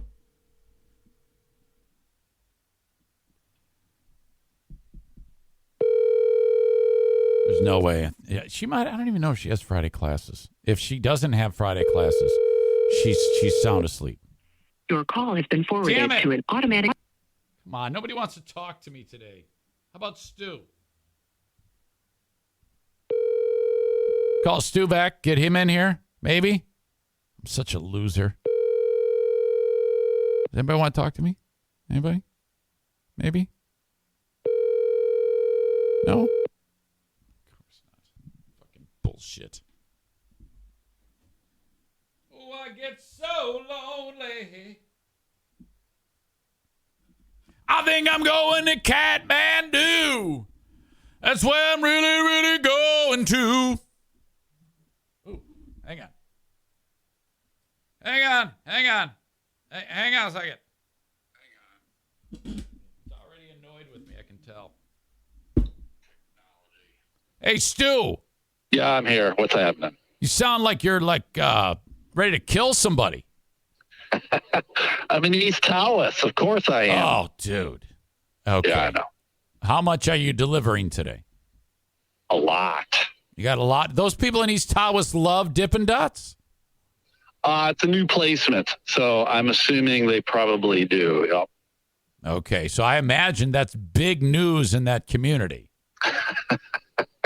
Yeah, there's not a whole lot else going on in Tawas. What is the type of store that it's in? Like a hardware store or something like that? It's always like a weirdo place. No, it's a movie theater, actually. So is there someone for Dippin' Dots who is banging on doors saying, hey, I'm so-and-so from Dippin' Dots. Would you like a Dippin' Dots freezer in your store? It sells. There are a couple guys like that, but then I think a lot of the times people just reach out to us. Like they reach out to Dippin' Dots and they're like, hey, we're in the middle of East Buttfuck. Can you get us Dippin' Dots? And then they're like, oh, yeah, call these guys. And then I drive to East Tawas and deliver Dippin' Dots. My God, I would think that with an aggressive sales force, they could improve the amount that they sell by 100-fold. Maybe. You would think, right? Yeah. I mean, because let's say with a load of Dippin' Dots, the people who buy the product, they can price it whatever they want, right? They can resell it for whatever they want. So if they pay $1.50 per unit, they could sell it for $5 a pop. Yeah. Oh, yeah. There are some guys who straight destroy, but you got to be in it's got to be like a summer town or whatever, you know? Some of these communities that people go up north and almost like tourists, right? Yeah. You got to be in a touristy town. And so you hit with an iron is hot. Like you can't sell Dippin' Dots at $5 a pouch in the winter. That's just not going to fly. No. What if you have a business that is entirely dependent on tourists? Can they only get shipments during the summer months? I mean, they can get it from us anytime they want. Oh, okay. But I mean, a lot of the stores, we think of Mackinac City. Yeah. Most of those stores are only open May to September. Now, I wouldn't. Do they actually have Dippin' Dots on the island? On the ferry. I don't think there's a place on the actual island, though. Okay, because if it was on the island, they could sell it for $7,000 or $8,000 per pouch. Yeah, they would destroy. I hate that place, Stu. I'm not a fan either. Oh my God, you and I are like brothers from another mother. We really are. I know it's weird, man. In many ways we connect, in very ways, in other ways we're like disconnected. So, you think that there's ways that we don't connect? Yeah, there are some ways that you and I are not head on. Not too many. Yeah. Okay, but not enough to hate me, right? Why would I hate you, man? Well, no, I know that. I was just making sure. You know, because it seems like we're like extremely we're on the same page so much. I think it's just we're both full of hate. I think sometimes at different spots in life, because there have been times, Stu, when I've been full of hate and you've talked the hate out of me. Oh, sometimes I can do that, I suppose. But lately, I would say 99 times out of 100, the hate's been in you, Stu. Oh, yeah. I'm not going to argue with that. Speaking of hate, did you see Mike Tyson beat the shit out of that guy? I did. It seems like that guy deserved it, right? It was excellent. It was so enjoyable to watch because everyone's known someone like that who's a total drunk asshole. And in your mind, you're wishing, it's almost like you said, man, I wish Mike Tyson was here to kill that guy. And it actually happened. Mike Tyson. It came to life. Yes, Mike Tyson beat the fuck out of some drunk fuck. What happened to Mike, though? Did he get arrested or anything? I mean, do we know what happened? I actually have follow-up. When he got to Florida, he was seen in the airport that he landed in, signing autographs, being sweet to people, and the cops talked to the dude who got beat up, and he refused to cooperate. So I don't know if there would be anything. He could get in trouble with the airlines, though. Mike could, right. And that could be a problem. But you know, I mean, wasn't it like Spirit Airlines or something? I'm not sure which one it was. Yeah, why is Mike Tyson on some shitbag carrier? Right, that's what I'm like going, why isn't he flying private, like himself? He's like hanging out with all the losers. What the fuck? You know? Uh-oh. Your phone might have East Tawas. Hooks. Yeah, your phone is starting to get weird. Is that an East Tawas thing? Oh, yeah, I am just getting into the town of East Tawas. All right. Well, what the fuck did I want to talk to you about? I guess nothing. Wrestling tomorrow, man. Yeah, there is wrestling tomorrow, but I am booked. Wait a minute. What time is wrestling at? 7 or 8? It's at 7, I think. You got a hockey game? No, I don't have a hockey game, but my daughter, I got to find out the time that I've got to accompany her to this thing with her sorority. I'm like a sorority dad, you know? And I don't know what that is. I don't either. Like a porn. It does sound like a porno. But all these dads are getting together with their sorority daughters at the sorority house for like a bash. And like everyone's going to be doing keg stands. And I think that, and I don't drink, so I'm going to be like, what the fuck is going on here? Maybe it's going to turn into some crazy scene where dads are having sex with their kids. Yeah, the stepkids and my stepdad. Yeah, I don't know about this sorority thing here. Yeah, I don't know, dude. It sounds suspect. Well, I'm not. I've never, been. Well, I was not in a fraternity, nor were you. Yeah, no, I wasn't. But the sorority, my daughter, she is loving life. She is good. It's really worked out for her, and I'm like, all right, well, good. Knock yourself out. Right. I have turned into dad, who is, I learned this long ago. As soon as they turn 18, they got their minds made up. They don't want to talk to you. They don't want to hear any of your input. They want to go and live life. So I was like, oh, yeah, sounds good to me. Go for it. And that is the key to life if you have kids. Say, yep, you're in charge. And then they fuck everything up. And then they come back to you and you go, wow, I'd love to help you, but you told me to fuck off. Right. So, you going to touch that stove again? No, you're not. Yeah, there you go. You learned something. That's how people learn, dickhead. I'm out of the way. I'm over here banging your mom. In a different kind of porn. Right. Stu, are you going back to the counseling world? There's rumors on the street that you might be going back. Yeah, there are definitely rumors. I've thought about it for sure. I got to get my license again. Yeah, Lord knows do if it. they'll give me my license I think you again. need to do it, and you need to open up your own practice, and you actually need to call it "Go Fuck Yourself Counseling." Okay, or I was gonna something say like punch therapy. Yeah, or something like Tough Love Counseling, where and you can do an ad where you go on there and you look pissed and you say, "Hey, you sick and tired of your asshole family members making excuses? Have them come to me so that I can tell them that they're fucked up and beat the shit out of them and throw them through a table. And then I'll be a prop. You grab me and throw me through a table." This guy's, and then I get up from the wreckage and I'm like, "Oh God, I was a huge pussy and I'm blaming my world's problems on everybody." Then Stu threw me through a fucking table and now I'm fixed. And here you go.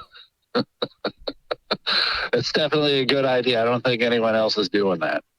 Okay, Stu, you got to make it happen because I think you indicated you're only going to live for like a couple more years. Didn't you say that recently? Yeah. I got Okay. about 5 years left. All right. Well, I mean, you need to earn some cash and you need to, when you die, give me the money. Done. No, you would end up donating it to some cat shelter or some shit. All right. Crash is landing. I'll give it to them. All right, Stu, enjoy the day. I love you. Right, I hope you're feeling Love you okay. too, man. Okay, and have a good rest of your day. All right, man. Stay away from Tawas. You got it. All right, burn it down. cheers. Burn it down. Bye. See ya. I love that man. I love him so much. No, that's the type of counseling the world needs. There's a moment in time on the Lost Zane recordings where it stopped being a comedy show and we started getting serious. Stu was filling in for Julius and Ben was in there. I think Ben got upset about something. Ben was a little bit more fried back then than he is now. I don't know if he's smoking pot or what, but life is much easier now, I think, for Ben.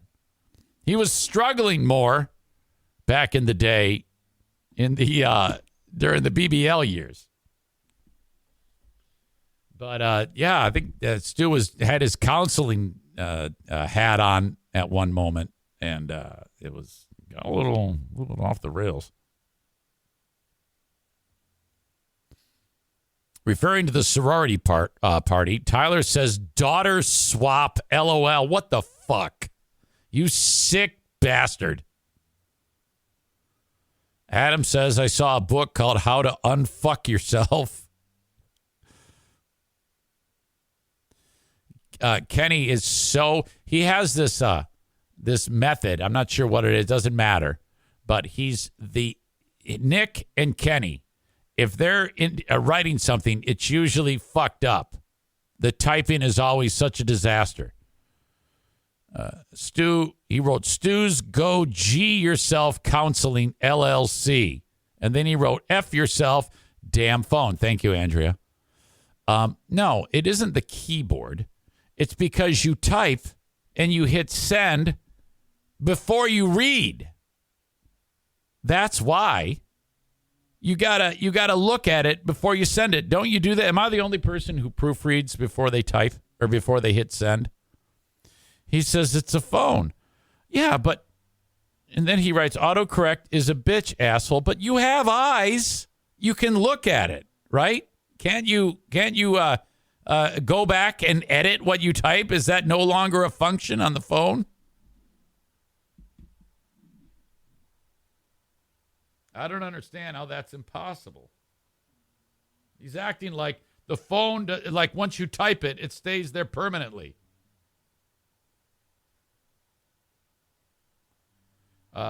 This phone call with Kenney brought to you by Boring Dean.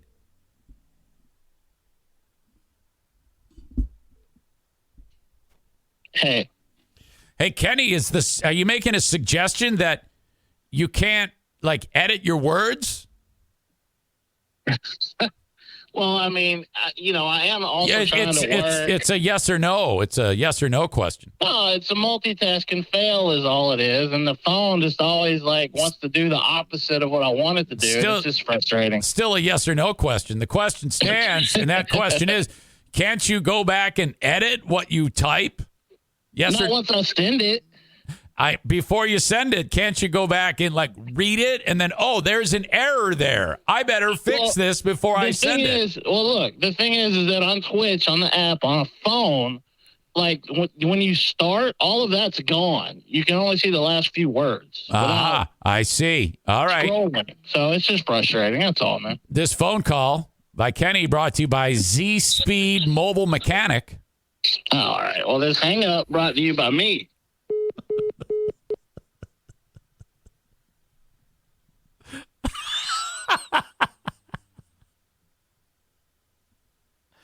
Oh, shit. That was excellent.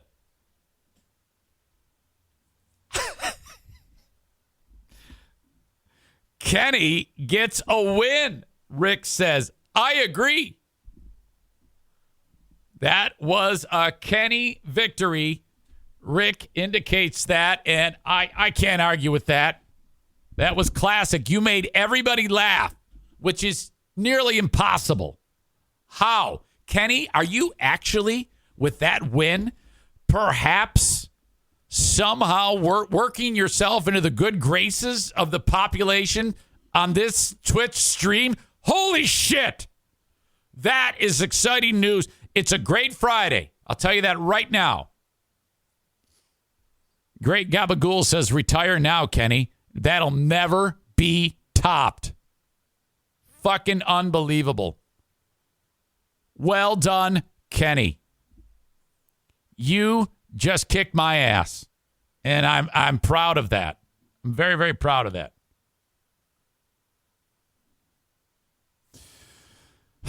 All right. Don't forget about the Just Chirpin podcast, justchirpin.com, JustChirpin, justchirpin.com. You can get them on Apple Podcasts or on their website. Spotify, too. JustChirpin.com. All right.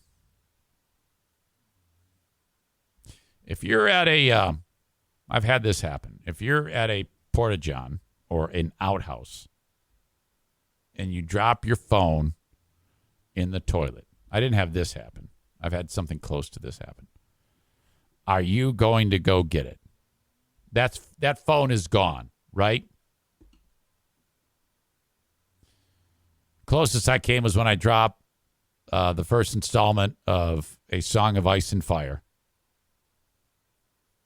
The first book is actually called A Game of Thrones. Into a Porta-John at the Little League field just down the road from here. Classic story on the radio. Drop the fucking phone. Not the phone. Jesus, what the fuck is wrong with me? I dropped the book in there. It's staring up at me. And I'm like, I'm like, why would I even pause?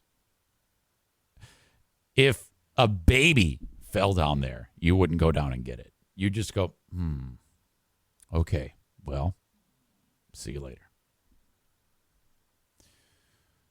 Woman dropped phone down toilet, then fell into the fetid juice, trying to save it.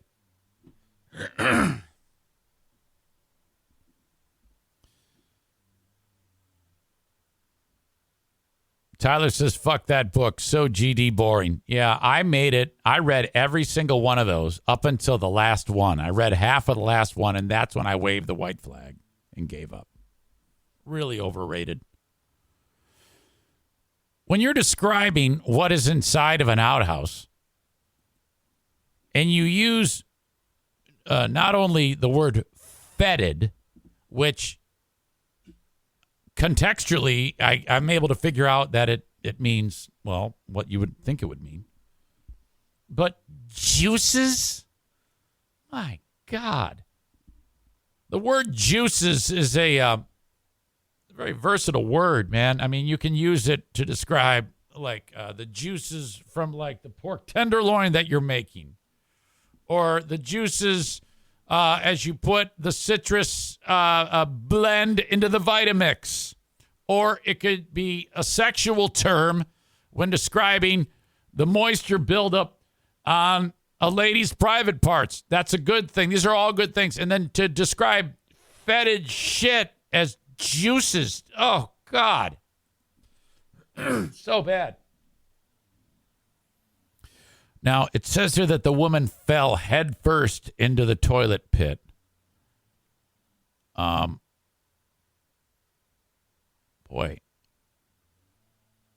Okay.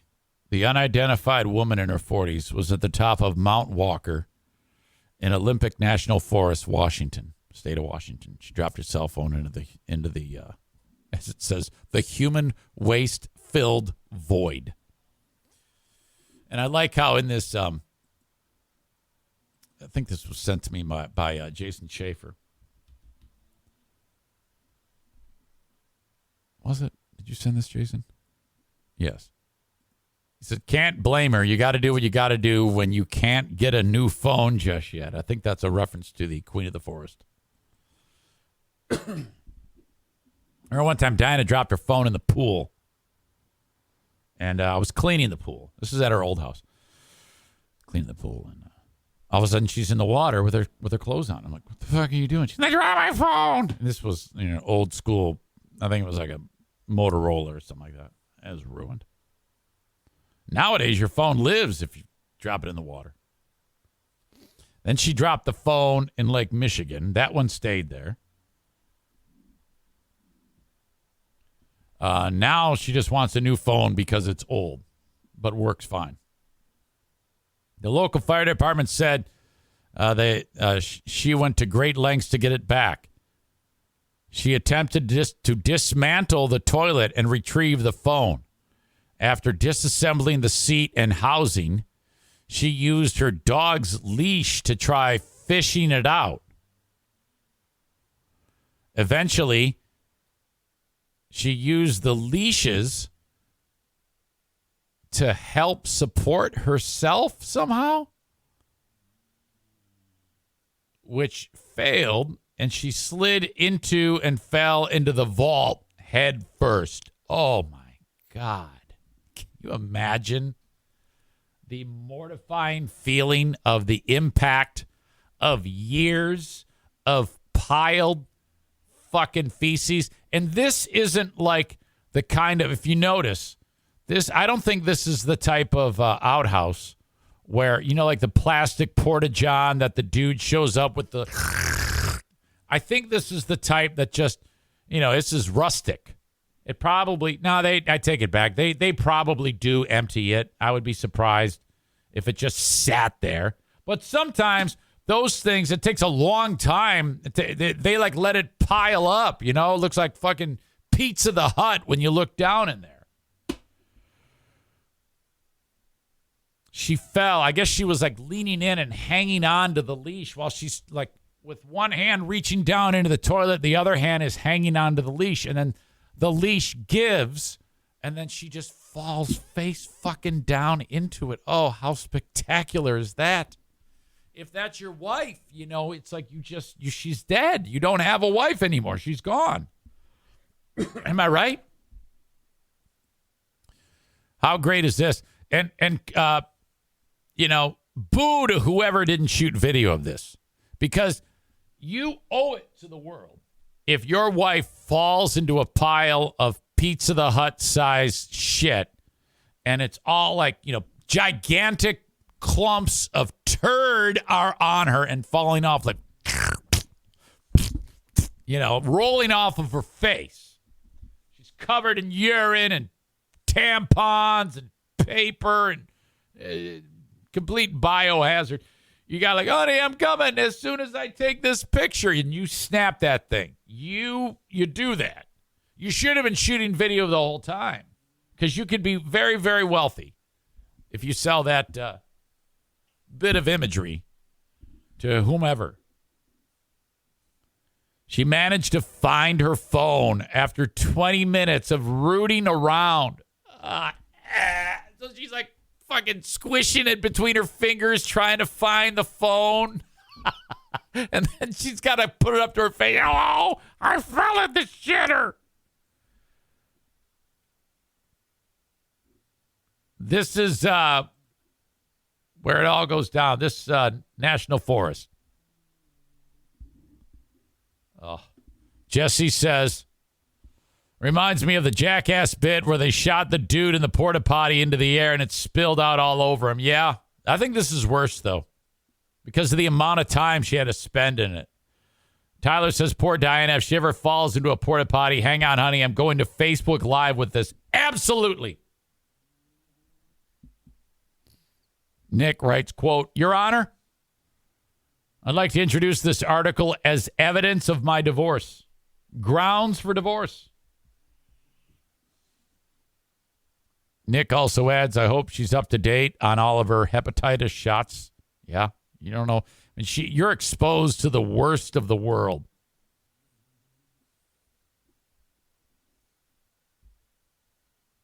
I mean, seriously, I would rather be the Auschwitz gas chamber cleaner than this chick right here. That would be a better job than having to be inside of there trying to find the phone.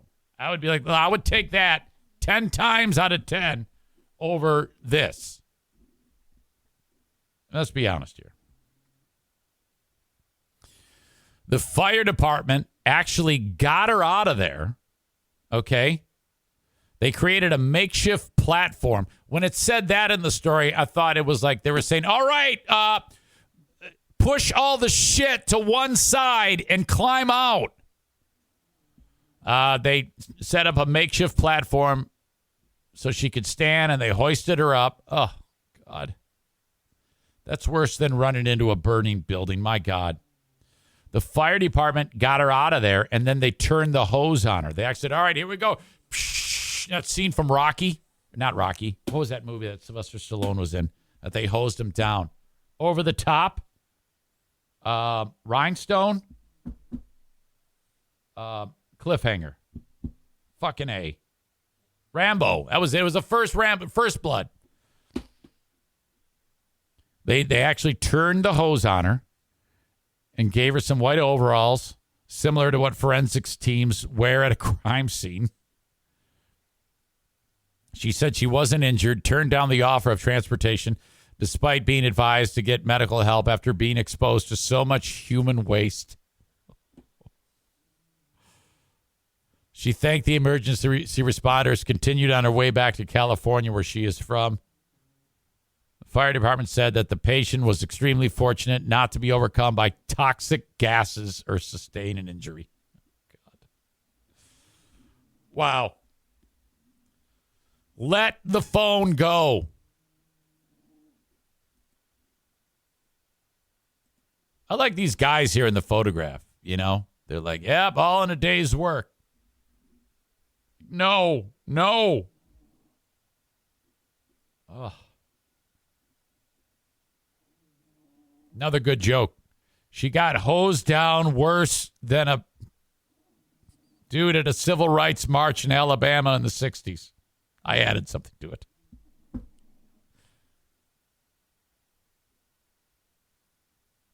It was like trying to find the flag in the nostril in Family Double Dare. I think there's something going on in the audience pertaining to me struggling to get movie titles. Great Gabagool has tipped me off. You see, you can't let me know about it. Then I'll stop doing it. You're blowing it for everybody else, Great Gabagool. I just struggled with the movie title. Then Ding Dong writes at Pellerito, get it. And then he says, timestamp. You may have just tipped your hand. You idiot. all these folks have been working hard trying to get a supercut of me struggling to find movie titles. And you just blew the surprise, you stupid shit. Your own words are your undoing.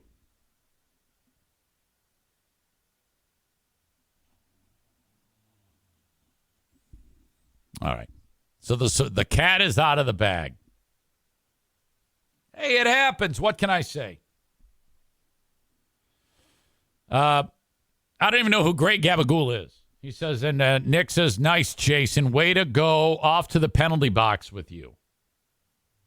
I'm not even sure who. Jason, who? Who the fuck is that? Oh, that's Rogers, isn't it? I knew it. That's Jason Rogers. Uh-huh. Hey, I'm pretty sure there's a like a Facebook message, a group message where you guys talk shit about me. It's either that or a Facebook group page that I am not aware of. I don't remember where it is, but I'm reasonably sure there was a Facebook group called The Page Eric Doesn't Know About or some shit. I don't look at it. I don't even know where it is. I don't even know what it officially is called, and I don't want to know. You fucking idiots. The second I know, that's the second that I start to get butthurt. And so I don't want to know, because then I'll be sitting there wasting my time looking at all of you idiots and the dumb shit things that you say trying to fuck me up. So, no, you can take your stupid group message or whatever the fuck it is and have your fucking fun. I don't care. Kenny says doesn't know what it's officially called. Names it exactly. I named it exactly? Is it called The Group Eric Doesn't Know About? Facebook group? See, I'm not 100% sure. And I'm not looking for it. And some of you are like, well, what is it? What is it? I don't know. You're going to have to talk to some of these other shitheads. I think Andrea's behind this thing. Idiots. There it is. You see, Andrea says, hey, Jason Rogers, I'll add you. LOL. Fucking A. Idiots. Every single one of you are idiots.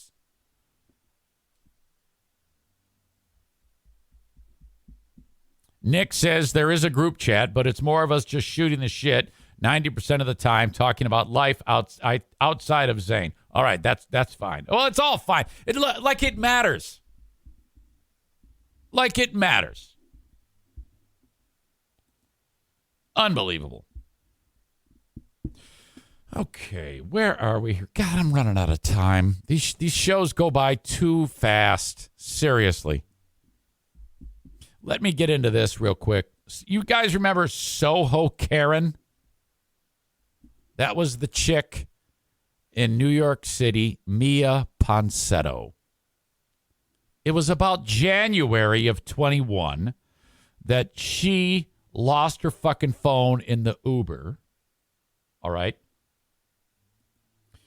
And then when she was panicking because she couldn't find her phone, she saw the first black kid, in this case a kid, and said, you're black, you stole my phone.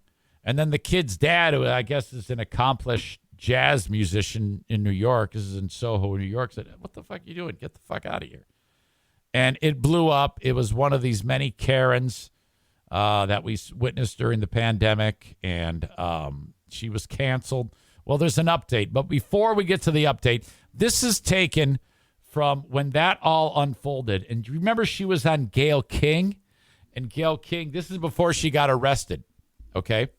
She was, Gayle King had her on, and she got all snippy with Gayle King. And oh, God, it was incredible. Let's go back in time and watch that. You're 22 years old, but you are old enough to know better. So I will say you're 22. I get it. Enough. The hotel did have my phone. The hotel did end up having. So she goes, enough, Gail. Or, all right, Gail, enough. And then you see the lawyer go, stop. They'll show that again. My phone. Mia Ponsetto, the 22-year-old woman who went viral after she falsely accused a black teenage boy of stealing her phone at a hotel in New York City, snaps at Gayle King during an interview with CBS this morning. Okay, so basically, I'm I'm a 22-year-old girl. Racism is, how is one girl accusing a guy? She was thinking that. You see her eyes go up and to the left? She wanted to say the N-word. She wanted to pull a Jamingo. Racism is, how is one girl accusing a guy? You can say it, honey. Go ahead. Just say it. I say it on my show all the time. Just say it. Come on. Just say your name is Nigel Iga. That's what I do on my show. Hey, yo, what are you going to do? A crime. In a virtual interview that took place hours before she was arrested in California, Ponsetto straight up snapped at the journalist, hand in the air and all. You're 22 years old, but you are old enough to know better. So I will say you're 22. I get it. Enough. But before we dive into all that, let me get you up to speed.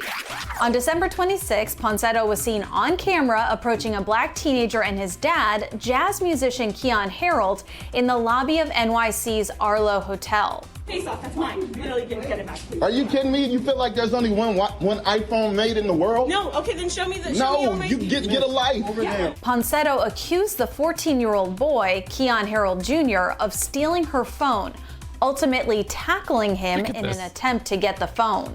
Kid's like, Daddy, crazy white bitch is attacking me. We note that later her phone was found at the hotel. Harold It wasn't. It was in the Uber, and the Uber driver brought it back to the hotel. Captured the alleged assault in a 1-minute video, and the whole thing was also documented on the hotel's surveillance camera. Jesus. What, you see two black people? No, I'm not letting him walk away with my phone. Harold claims his son was the victim of racial profiling and harassment. Well, yeah, of course. That's the way it is. That's the way it goes nowadays. Now, back to that interview. They actually call that Jamingoing nowadays. They don't even call it racial profiling anymore. They just call it a Jamingo. I admit, yes, I could have approached the situation differently, or maybe not yelled at him like that and made him feel, maybe some sort of. But it's a Jamingoing, so it's all cool. I like how she has the hat that says Daddy on it. Holy fuck. Inferior way, making him feel as if I was like hurting his feelings, because that's not my intention. I consider myself to be super sweet. That look by King, that is the look of consider myself. Fuck you. That is a skilled display right there. The way she's like, with her eyes half open and just the head tilt, that she is saying with her face, fuck you, you dumb bitch. Oh my God. That is awesome. Myself to be super sweet. On Thursday, Ponsetto and her lawyer sat down with King for a Zoom interview, and she claimed she never meant to hurt the teen or his father. I don't feel that is who I am as a person. I don't feel like this one mistake does define me, but I do sincerely from the bottom of my heart apologize that if I made the son feel as if I assaulted him or if I hurt his feelings. You did assault him. You touched him. Ponsetto also accused the musician of assaulting her. End of the day, the dad did end up slamming me to the ground and pulling my hair and throwing me and dragging me across the ground. That did not happen. I will say that. When King pressed her to admit her alleged actions were wrong, Ponsetto did this. You're 22 years old, but you are old enough to know better. So I will say you're 22. I get it. Enough. The hotel did have my phone. The hotel did end up having my phone. Please note Ponsetto's lawyer. Shut her down. Hush, hush. Enough. The hotel did have my phone. Ponsetto was arrested Thursday in California by the New York City Police Department. I'm not sure you're helping yourself here. And when E.T. asked her attorney about the interview, she explained, quote, "In 20 years of legal practice, frankly, I have not encountered something this way in the sense that I started to question her well-being, and I am genuinely concerned for her mental health at this point. I told her to stop. I was adamant. I was stern, and she was making me feel uncomfortable and everyone else feel uncomfortable, and it was enough." Her attorney revealed that she stormed out after the interview and has not been in contact with her since yesterday. Quote, "I have a client that is not adhering to the advice that I'm giving them. It makes it difficult for me to move forward." It's a very sad story, though. Really, it is a very sad story. It's a great story. Something sad about her, and the fact that the trauma that her ass kicked. 14-year-old teenager through. Yeah, that's not okay. That's not okay. So the update. The end of the story. There you go. Soho Karen takes a plea deal. Avoids jail time for attacking the kid over the phone. It's taken this long. My God. According to multiple news reports, the now 23-year-old pleaded guilty to charges of unlawful imprisonment in the second degree as a hate crime. Holy fuck. And second-degree misdemeanor aggravated harassment. She's now required to serve 2 years of probation, which can turn into 4 years in prison if she fails to comply with the terms of her deal. So that's about it. So she's now on probation. I guess she's never done anything in the past. I think the bigger punishment is publicly. You know? Hey, Madison joins us. Hang on a second. Hang on.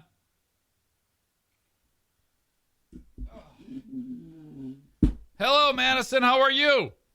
You good? You called? Yeah, I'm on my podcast. I want to talk about sorority days. Is it called Sorority Days Saturday? Oh, Dad's Day. Dad's Day. Because I have to go to class. You got to go to class right now? No, in an hour. Okay. So everything's good? You what time did you go to bed? 5 a.m.? No. Okay, did you get all your homework done? Yeah.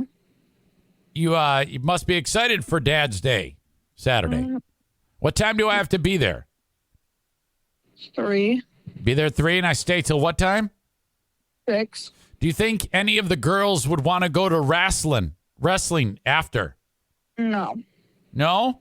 They don't No. They don't seem like wrestling fans of you? No. Okay, well I might have to bring some friends over to wrestling afterwards. You want me to stay? Huh? Don't bring anybody. You want me to bring the wrestlers to Dad's Day? No, I don't want you to bring anybody. Okay. Okay. Well, that's good. What are we going to eat anything there? Are we having snacks? They have hot dogs. Okay, hot dogs. And then all the other dads are going to be there so I can meet the other dads. Am I an old dad or am I like if you were to compare me to the other young people in the sorority, am I an old dad or am I right in the middle or am I young? I think you're right in the middle. Okay. Because I'm a 51-year-old dad there. I bet you that's the majority of them are in that ballpark. Yes. Are any of the sorority sisters firstborn? Oh yeah. Okay, well I might have some young dads there.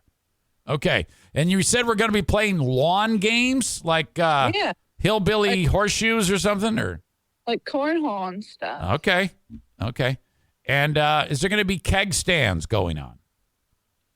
I don't know. I don't think. Have you done now? I don't even think we have a keg, so no. Have you done a keg stand yet in college? No, that would make me vomit. What did you think about your sister Jacqueline getting so intoxicated, getting blackout drunk the other weekend? What are your thoughts on that? I say it was her birthday, so she deserved it. She deserved to get drunk? I mean, it was her birthday. So she vomited all of Saturday. Oh, well, that wasn't fun. Yeah, that's what happens to you. It hurts your soul when you do that. You know? She was not doing it good. She was not feeling good.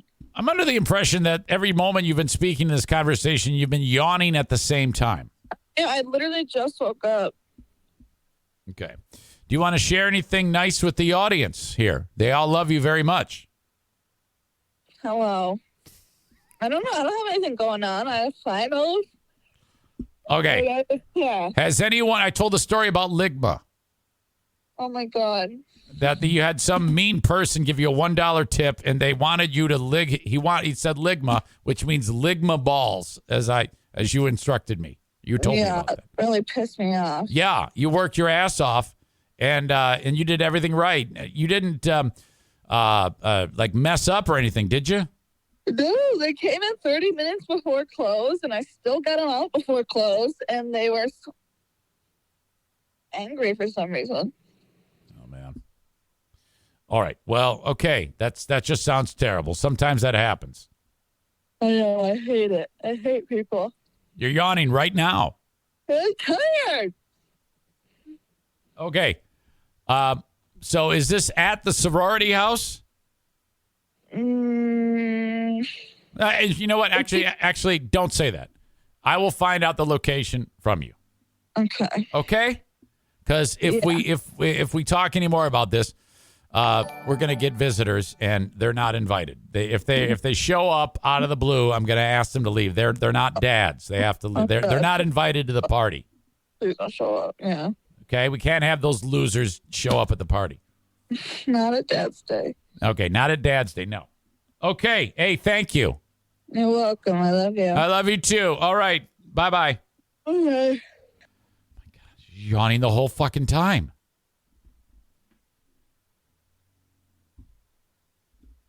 When I was her age, I was playing A Link to the Past on the Nintendo game system instead of going to school. All right, where was I?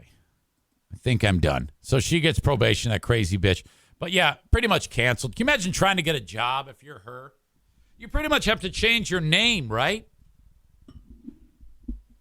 Because your name, everybody knows your name, and all they have to do is do a Google search on you. And even then, if they just think it's you and they put the name in and then they match up the face. So basically, you got to change your appearance too. That's the cost of doing business if you act like an asshole. All right.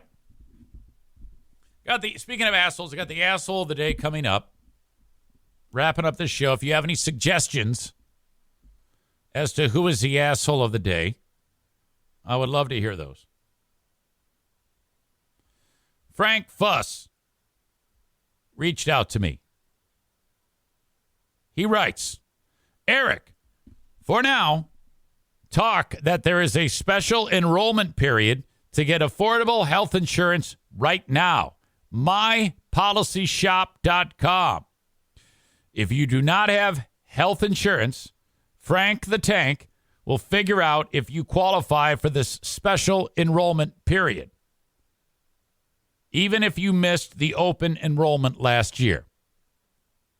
Also, when it comes to Medicare, do you know anyone near retirement or turning 65? He wants to make sure that if you need any help filing for Social Security or your Medicare Part A and B, or if any of you have a parent that has, or a loved one that has a 65th birthday coming up, he pulled a Kenney. He wrote, Frank the Talk. Frank the Tank is the best. Blah, blah, blah. Keep it simple. And I wanted to say, I have been. That's all what I've said. All of what you just said is what I say. Anyway, buyinsurancehere.com or mypolicyshop.com. For Frank Fuss. For his services, you won't pay a dime. That, to me, is the most important thing to say. In addition to buyinsurancehere.com or mypolicyshop.com, there's a number. It's his. You can text it or you can call it. 616-914-4070. Make sure you mention my name, and he'll handle the rest. He'll send you a link for scheduling an appointment with him. So there you go. 616-914-4070. I saw Rick from TC Paintball was in here earlier. Hey, we got to schedule a party. What the hell? When is the next event? Let's get it going. It's time to play outside, buddy. If you want to play outside this weekend, I suggest you call today to TC Paintball and book a time because it's filling up fast. TCPaintballGR.com. It is time to take the paintball wars outside, at least for Saturday. TCPaintballGR.com, fully stocked pro shop. They have everything you need for your paintball adventures. And the whole idea of scheduling a party, you carve out a couple hours with your group of people. Could be the neighborhood kids, could be people from the workplace, bachelor party, you name it. And you're basically hosted. So it isn't just you just run around and start shooting shit. You've got the teams divided up. You've got referees. You got the full service entertainment experience at TC Paintball. Online at tcpaintballgr.com. Something else fun to do is Full House Comedy. Plenty of comedy shows this weekend, fullhousecomedy.com. Now, when it comes to the wrestling thing, I don't know.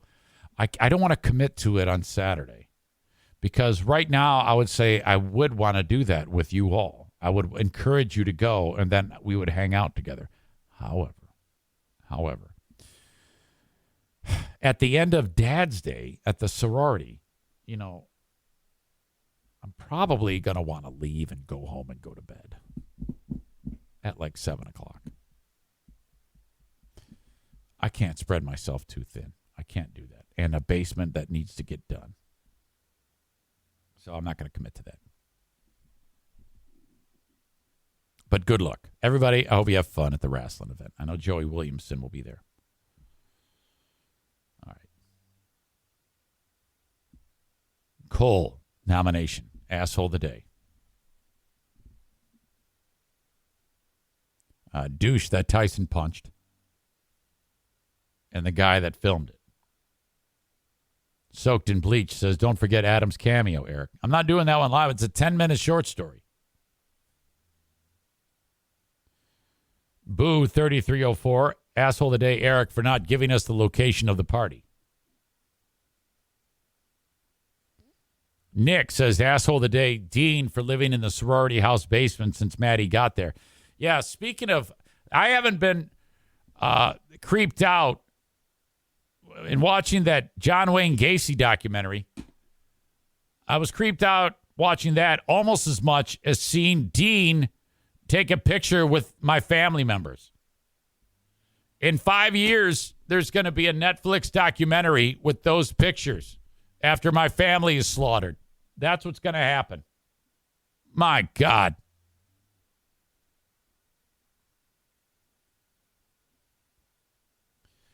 Sexy voice Andrea with a threat. We are coming over to paint after Bosco's in Berlin next Friday if you don't have it done by then. Wow. Well, I didn't know you wanted to examine the end of my shotgun because if you are, that's what you're going to be looking at. Stay the fuck out. No. I don't want any of you scumbags in my house fucking painting. I'll paint my own fucking basement. How many times I got to tell you? I don't want some drunk, high, loudmouth, powerlifting skank showing up telling me to paint my fucking basement. Paint your own basement. Jesus. I'll paint my basement when you get internet that isn't fucking shitty.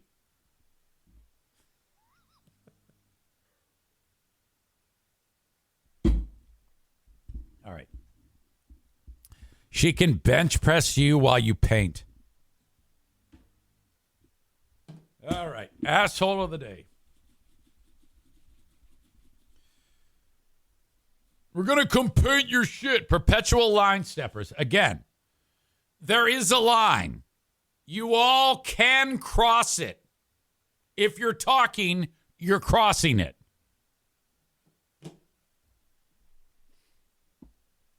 No. Kyle, you're the same. You're just as big of a culprit. Let's do a Eric Zane home makeover thing. We can get Zane out of the house and do all his work. No. Fuck off. I want to do my own work. Leave me alone. Stay away. I'll hang out with you. I'll do anything you want, but stay the fuck away. You're lucky that you're allowed to come over in July. Idiots. Stay out of my house. No. All right. That's it. Now I'm pissed.